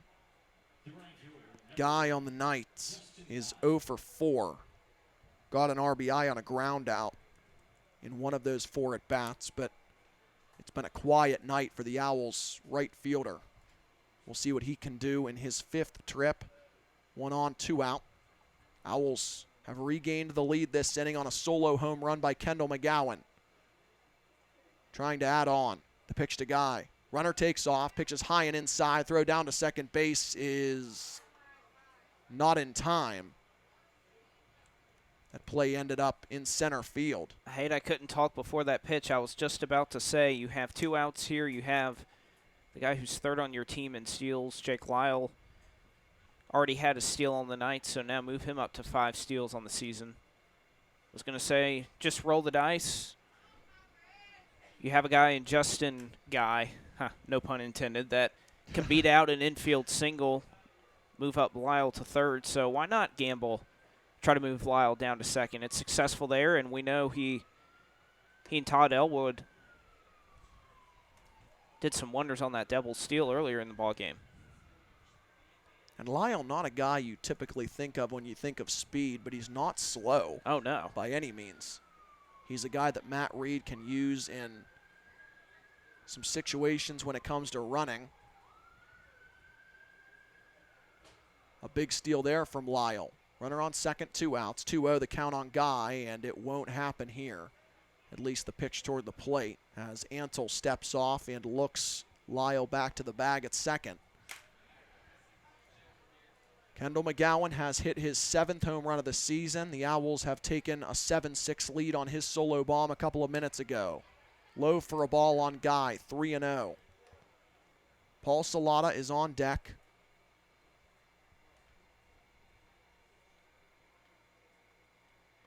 We'll see what you do here. 3-0 to Guy. If he gets to 1st, wouldn't be surprised to see a double steal. Eventually try to give Paul Salata 2 runners in scoring position. He already has a hit tonight. We'll see if Guy gets the green light. 3-0. Upstairs. It doesn't matter. Ball 4. Justin Guy walks. 2 on, 2 out now for the Owls with Paul Salata coming up. Nobody was loosening down in the Asheboro bullpen. That might change here. A couple of guys strolling down toward the pen down the right field line. Right on cue. And we're going to get a mound visit here.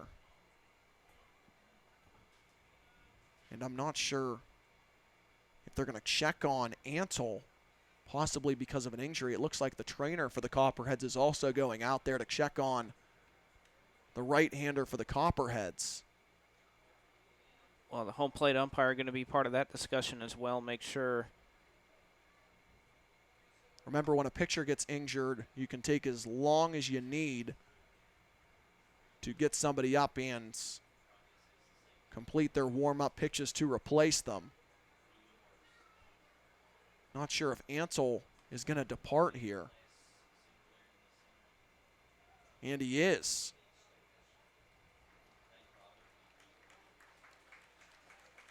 And that was quick. A new pitcher coming in after just a couple of warm-up pitches for the Copperheads. He didn't get any. That when you called that they were heading down to the bullpen, they sent 2 guys immediately, and he maybe got 1 throw in, and he's going to be out there on the mound. So they'll try to see if they can take their time, get him a couple warm-up pitches. But outside of that, he's going to be relatively cold out there on the mound. Unfortunate break for the Copperheads, and we hope Antel's okay. Well, you get 8 automatically when you come into a game to throw those 8 warm-up pitches from the mound. I have a feeling that the new pitcher into the game who's replacing Ansel will get a couple more to try and ready himself to replace him. All right, Blake, we're going to take a quick commercial break. The Owls have regained the lead 7-6. A new pitcher is on with 2 outs in the 9th inning for the Asheboro Copperheads. 2 on with 2 outs for the Owls in the 9th, with Jake Lyle on second and Justin Guy on first. The batter coming up for the Owls is Paul Salata. He'll get his chance to add on to the 1-run Owls lead next on the Forest City Owls Baseball Network. You know what's different about Friendship Chrysler Jeep Dodge Ram in Forest City? Well, we have no haggle clear choice pricing, we have the region's only non-commission based sales staff, and we use multiple sources for trade appraisals and give you the highest number. That and a no strings attached lifetime warranty is what makes us different. That's Friendship Chrysler Jeep Dodge Ram. Friendship Chrysler Jeep Dodge Ram. You better believe we're different, and we're located in Forest City. Find the perfect new home for your family today at Clayton Homes of Shelby. Go see Jason and the rest of the friendly team on East Dixon Boulevard or online at ClaytonHomesofShelby.com.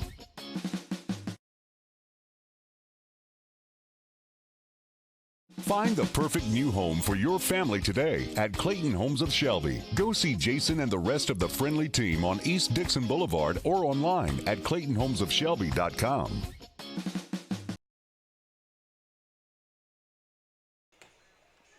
The Copperheads send their 6th pitcher of the game into the ball game. Connor Patterson, the new guy that will work for the Copperheads. The lefty replaces Chase Ansel, the right-hander, who goes 2/3 of an inning tonight in the 9th, getting just 1 strikeout in his outing, 2 walks allowed, 1 hit allowed. The game leading home run by Kendall McGowan, which was hit as the first at-bat of this 9th inning. But Connor Patterson now into the game for Asheboro, trying to get the Owls outs in the 9th and give the Copperheads a chance to tie it down only 1 run. Patterson has appeared in 3 games prior to this one. No wins and a loss for Patterson. 4 2/3 innings of work. 5 hits allowed, 6 runs on 5 hits. 3 of those runs earned. 6 walks, 8 strikeouts for the lefty who comes in relief. Both runners who are on are the responsibility of Chase Ansel, with Patterson out there. The pitch to Paul Salata, lefty-on-lefty matchup. Both runners take off. Pitch is called a strike. Throw down to third base is saved by Paluski from going into left field. Had to dive to his left, did Paluski. The Owls once again pull off a double steal, but the props go to Paluski there. And it pretty much saved a run in that situation, kept the Owls from getting their 8th. What did I say? Get Lyle and just a guy on base. Try a double steal. First pitch, they do it, and now Salata quickly down 0-2, but still in a big spot here to potentially try to add 1 or 2 to the Owls' lead. We saw this last inning with 2 outs with a runner on third. Chaston Gordon came through with an infield knock, getting the Owls a 6-5 lead. The Copperheads tied it in the bottom half of the 8th, 6-6. Outside to Salata 1-2 here. The Owls regaining the lead this inning with a Kendall McGowan solo bomb. We'll see if Paul Salata can add on. Insurance is huge, especially in the later innings. Owls up 1. 1-2 to Salata. Outside, pretty much in the same spot as the last one. 2 balls, 2 strikes.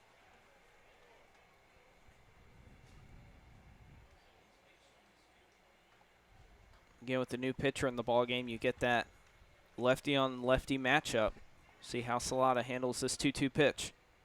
Swing and a miss. Salata strikes out. They'll have to throw down to first base, and they do successfully after strike 3 was dropped by Morrison. Salata maybe even swung at a pitch that bounced before it got to the plate, but nonetheless, he is put out on the strikeout, and the Owls are retired in the 9th. Salata strikes out swinging, but the Owls forge ahead on Kendall McGowan's solo home run to start the 9th. For Forest City, 1 run on 1 hit. No Asheboro errors, 2 left in the top of the 9th inning. Last wraps coming up for the Copperheads in the bottom half. 7-6 Owls on the Forest City Owls Baseball Network. Did you know Friendship Nissan in Forest City will beat any price on any new Nissan by $500? At Friendship Nissan, we do no haggle, clear choice pricing, have the region's only non-commission based sales staff, and we do 2 appraisals on your trade and give you the highest number. Those 3 things and a no strings attached lifetime warranty make us different. Go online and check out our reviews, or go to friendshipnissan.com. That's friendshipnissan.com. We're different, and we're located in Forest City. Question: how can such a small thing have such bold flavor? How can this little piece of cheddar have such big crunch? How is it possible for this entire bag of cheese crisps to have almost no carbs? F-Bomb Keto Crunch is 100% natural premium artisan cheese, sustainably produced with premium milk from local family farm cows, made from simple ingredients for your snacking pleasure. Ditch the chips and grab the crisps. F-Bomb Keto Crunch.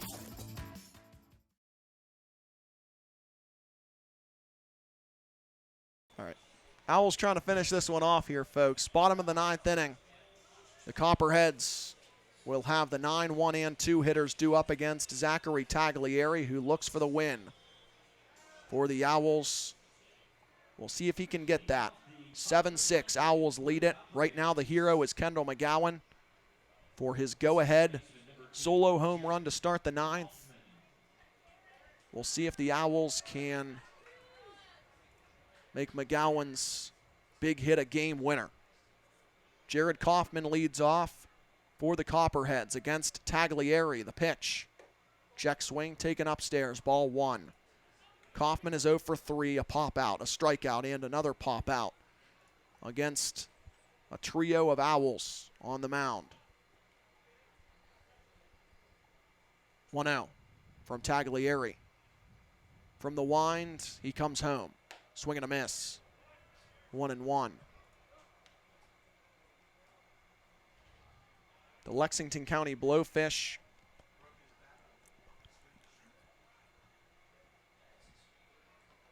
leading the Macon Bacon 4-3 last time we checked. We'll see if that game's final. It is not. It is in the bottom of the 9th with the Bacon trying to tie the game. Lexington County up on Macon 4-3. Florence up on Savannah 4-3. If both teams lose in Savannah and Macon, the Bacon will maintain a half-game lead in the South, with everything coming down to tomorrow for the first half championship. Inside on Kaufman, 2 balls, 1 strike. So we'll keep you posted on that dramatic finish when it comes to the first half standings in the South Division. 2-1. Check swing taken high, 3-1 on Kaufman, who tries to get on for the first time tonight. Taglieri, the Owls right-hander, a 40th round pick of the Dodgers back in 2016. Attended Port Lucie High School in Fort Pierce, Florida.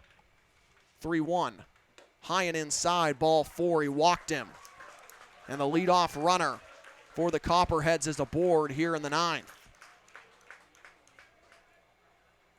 A leadoff walk issued to Jared Kaufman, 1 on, nobody out for Asheboro.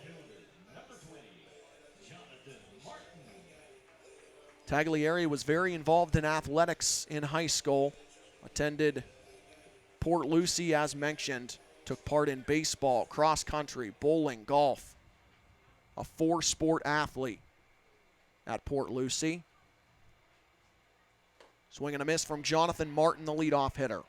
Martin 1 for 3 with a walk tonight. The Copperheads need to try to find a way to get Jared Kaufman home to extend the game. The Owls have not been walked off this season by any team. 0-1 is bunted. This one will roll foul. And Martin behind 0-2.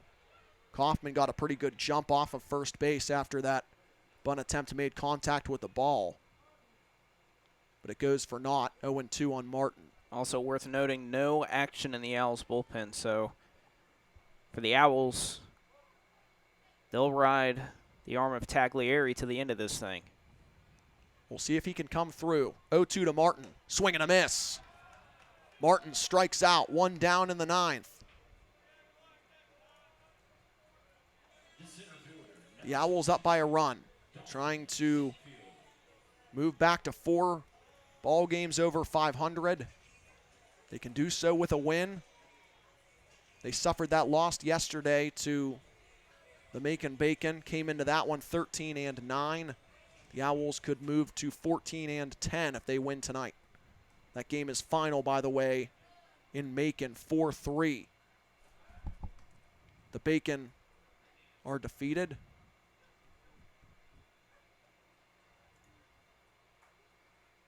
Throw to first base is late. Did I get that wrong, Blake? Well, we'll get an update on that game later. Just Savannah took the lead, 5-4. Oh, they won. Yeah. Swing and a miss. 0-1 on Dalton Sinkfield. The new batter at the plate for Asheboro, 1 on, 1 out. So Savannah, for the time being, has moved a half game. No, for the time being, they've tied the Macon Bacon. And if the Bacon end up losing, Savannah would retake the lead in the division. Everything would still come down to tomorrow. Soft throw to first by Taglieri before the 0-1 pinch to Sinkfield. Gotta love exciting baseball. There is nothing like it. Oh, no doubt. 0-1.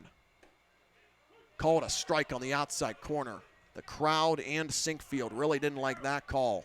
0-2 on the center fielder for the Copperheads.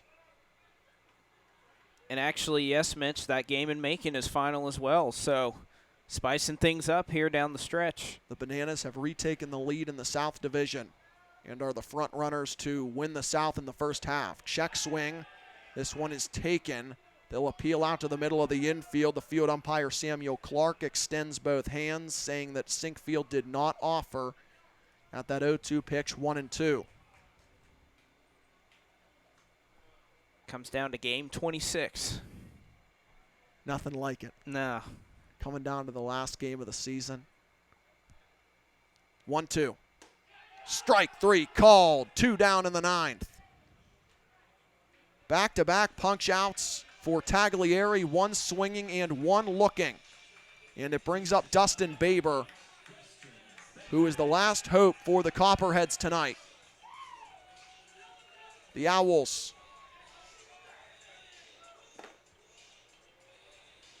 a 1-run lead, 1 on, 2 out now in the 9th. The Copperheads down to their final out. Baber, 2 for 4 on the night. A couple of flyouts, a double and a single. Dribbles this one foul, straight back, 0-1.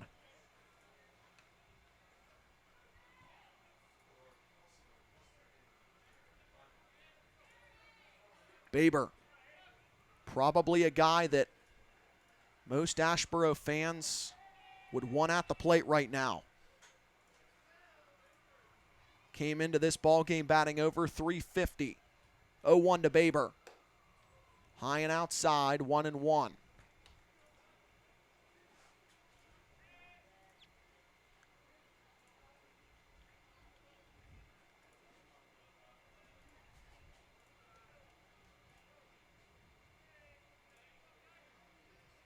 Taglieri from the stretch, the 1-1. High chopper toward the left side. Third baseman Blaylock's got it. Throw to first is in time to get him. And the ball game is over, and the night belongs to Forest City. Great play by Blaylock there to throw out Dustin Baber on that high chopper to the left side. Blaylock connects with Salata, who keeps his foot on the bag to end things tonight. Forest City wins it 7-6. We'll be back to wrap things up on the Owls Baseball Network.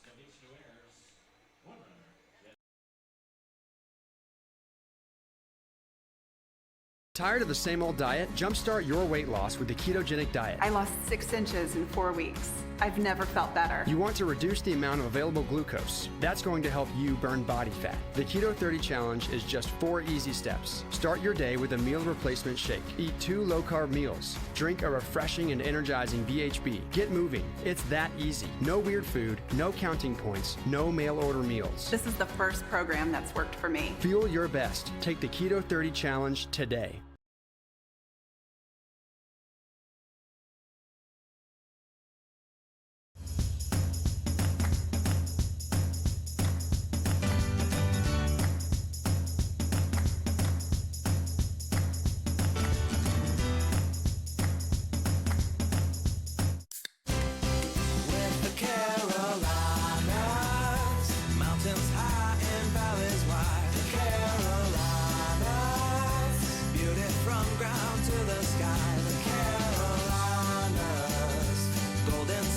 Seen by all the Carolinas through winter, spring, summer, and fall. The Carolinas, full of charm and history. The Carolinas, there's no place I'd rather be.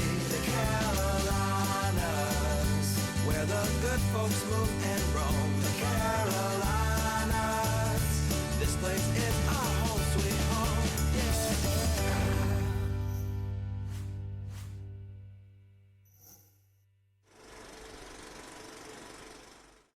Rutherford Regional Health System's mission is making communities healthier. By creating places where people choose to come for health care, physicians want to practice, and employees want to work, they are creating a legacy of care for our neighbors today and for generations to come. Whether it be a team like the Forest City Owls or your team at home, they are passionate about caring for you. At Rutherford Regional Health System, they believe each healthcare journey is unique, and that's why they are so dedicated to being experts in you. From personalized orthopedic solutions to patient-centered surgical care, they are there for you every step of the way.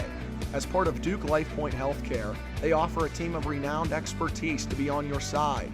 They can help lead you to even better health with primary care practices, walk-in clinic, children's services, emergency department, urology, radiology, orthopedic care, surgeries, and more.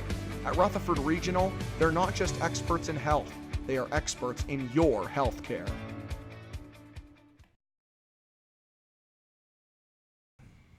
Back on the Owls Baseball Network, big win for the Owls tonight, 7-6 over the Asheboro Copperheads, a very back-and-forth affair between the Owls and the Copperheads. Forest City moves to 4-1 this season against Asheboro, and they move back to a season-high 4 games above the 500 mark. Mitch Montani alongside Blake McCandless to wrap things up with you on the Owls Baseball Network post-game show. Forest City, a 1-run win tonight, and the Owls in 1-run games this season move to a 4-0 record with this 1-run win tonight on the road against Asheboro. Let's tell you how it happened. Asheboro went up in this one 4-0 through 3 innings. And here's how they got there. A 2-run double by Dustin Baber in the first and a RBI infield single by Miles Nicholson in the first made it 3-0 Asheboro through 1. The Copperheads added another run in the third on a sacrifice fly against Caleb Pearson. A sac fly by Miles Nicholson, getting his second of the night.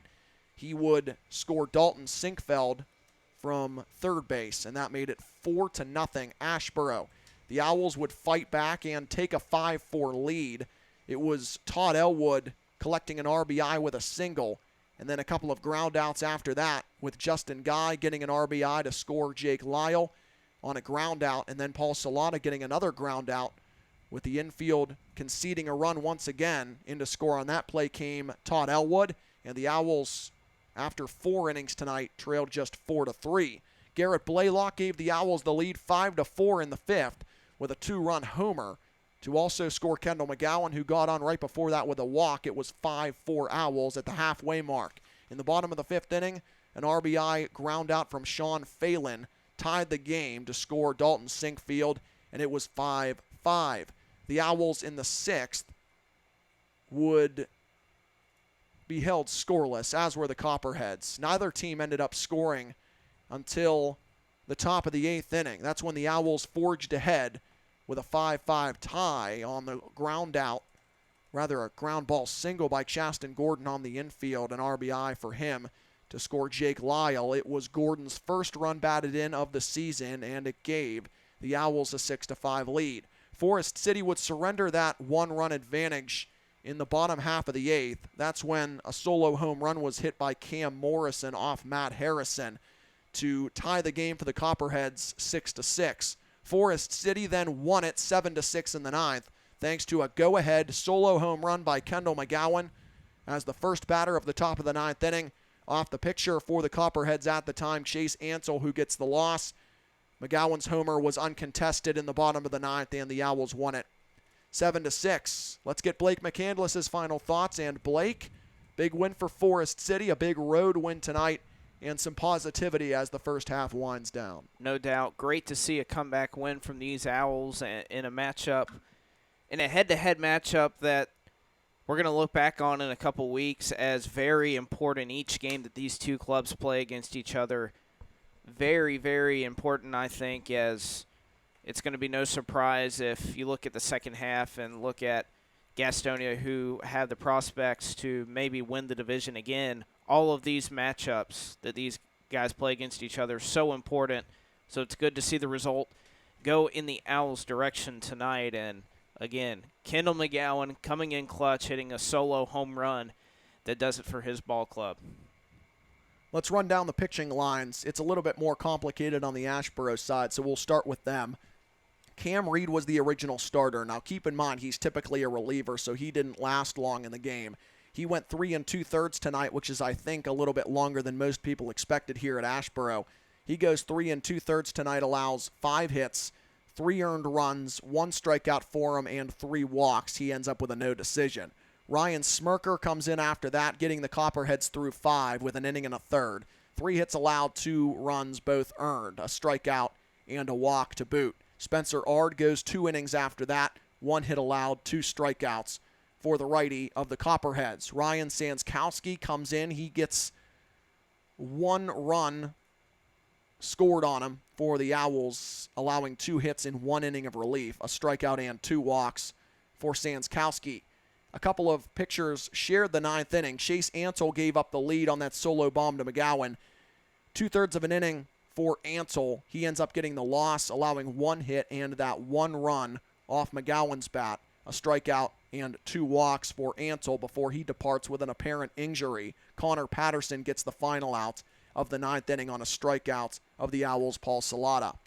On the other side, Caleb Pearson tonight goes 5 1/3 in a no-decision effort for the Owls. 4 hits allowed by Pearson, 4 walks, 5 runs, all earned, 3 strikeouts for the righty. Matt Harrison comes in relief, goes 2 1/3 tonight, allows 2 hits, 1 run, which was earned, 2 strikeouts for Harrison. Zachary Taglieri, the guy that ends up getting the win for Forest City with an inning and a third, 1 hit allowed, 2 strikeouts, and a walk for Taglieri. The winning pitcher tonight is Taglieri. As mentioned, he goes to 2 0. The loser on Asheboro's side, Chase Ansel, who falls to 1 1. Forest City scored 7 runs on 12 hits, 1 error, and 11 runs left on base. 11 runners left on base, I should say. The Copperheads scored 6 runs on 7 hits, 1 error for them, and 6 left stranded. The time of the game was 2 hours and 58 minutes here from McCrary Park in Asheboro, North Carolina. The Owls with the win improved to 14-10 on the season. The Copperheads with the loss fall to 10-15. Forest City will host High Point Thomasville to wrap up the first half tomorrow evening at 7:05, so be sure to tune into that one on Stretch Internet. Or heck, buy tickets, come out to the ballpark and see these Owls. They're hot as they've ever been, especially in 2019. So come out and see this ball club as they wrap up the first half. A big game tomorrow against the High Toms. On the Asheboro side, they'll wrap up their first half as well. They will take on the Gastonia Grizzlies on the road at 7:05 from Sims Legion Park. And again, you can tune into tomorrow's action against High Point Thomasville on the Stretch Internet streaming service. You can find that link on the schedule tab under the Coastal Plain League website. Whenever you find the time to do so, we hope you can tune in for that one. For my broadcast partner and producer and graphic designer, everything under the sun, Blake McCandless, I'm Mitch Montani signing off from McCrary Park in Asheboro. The final score here tonight, the Owls 7 and the Asheboro Copperheads 6. And you listen to it all right here on YouTube on the Forest City Owls Baseball Network.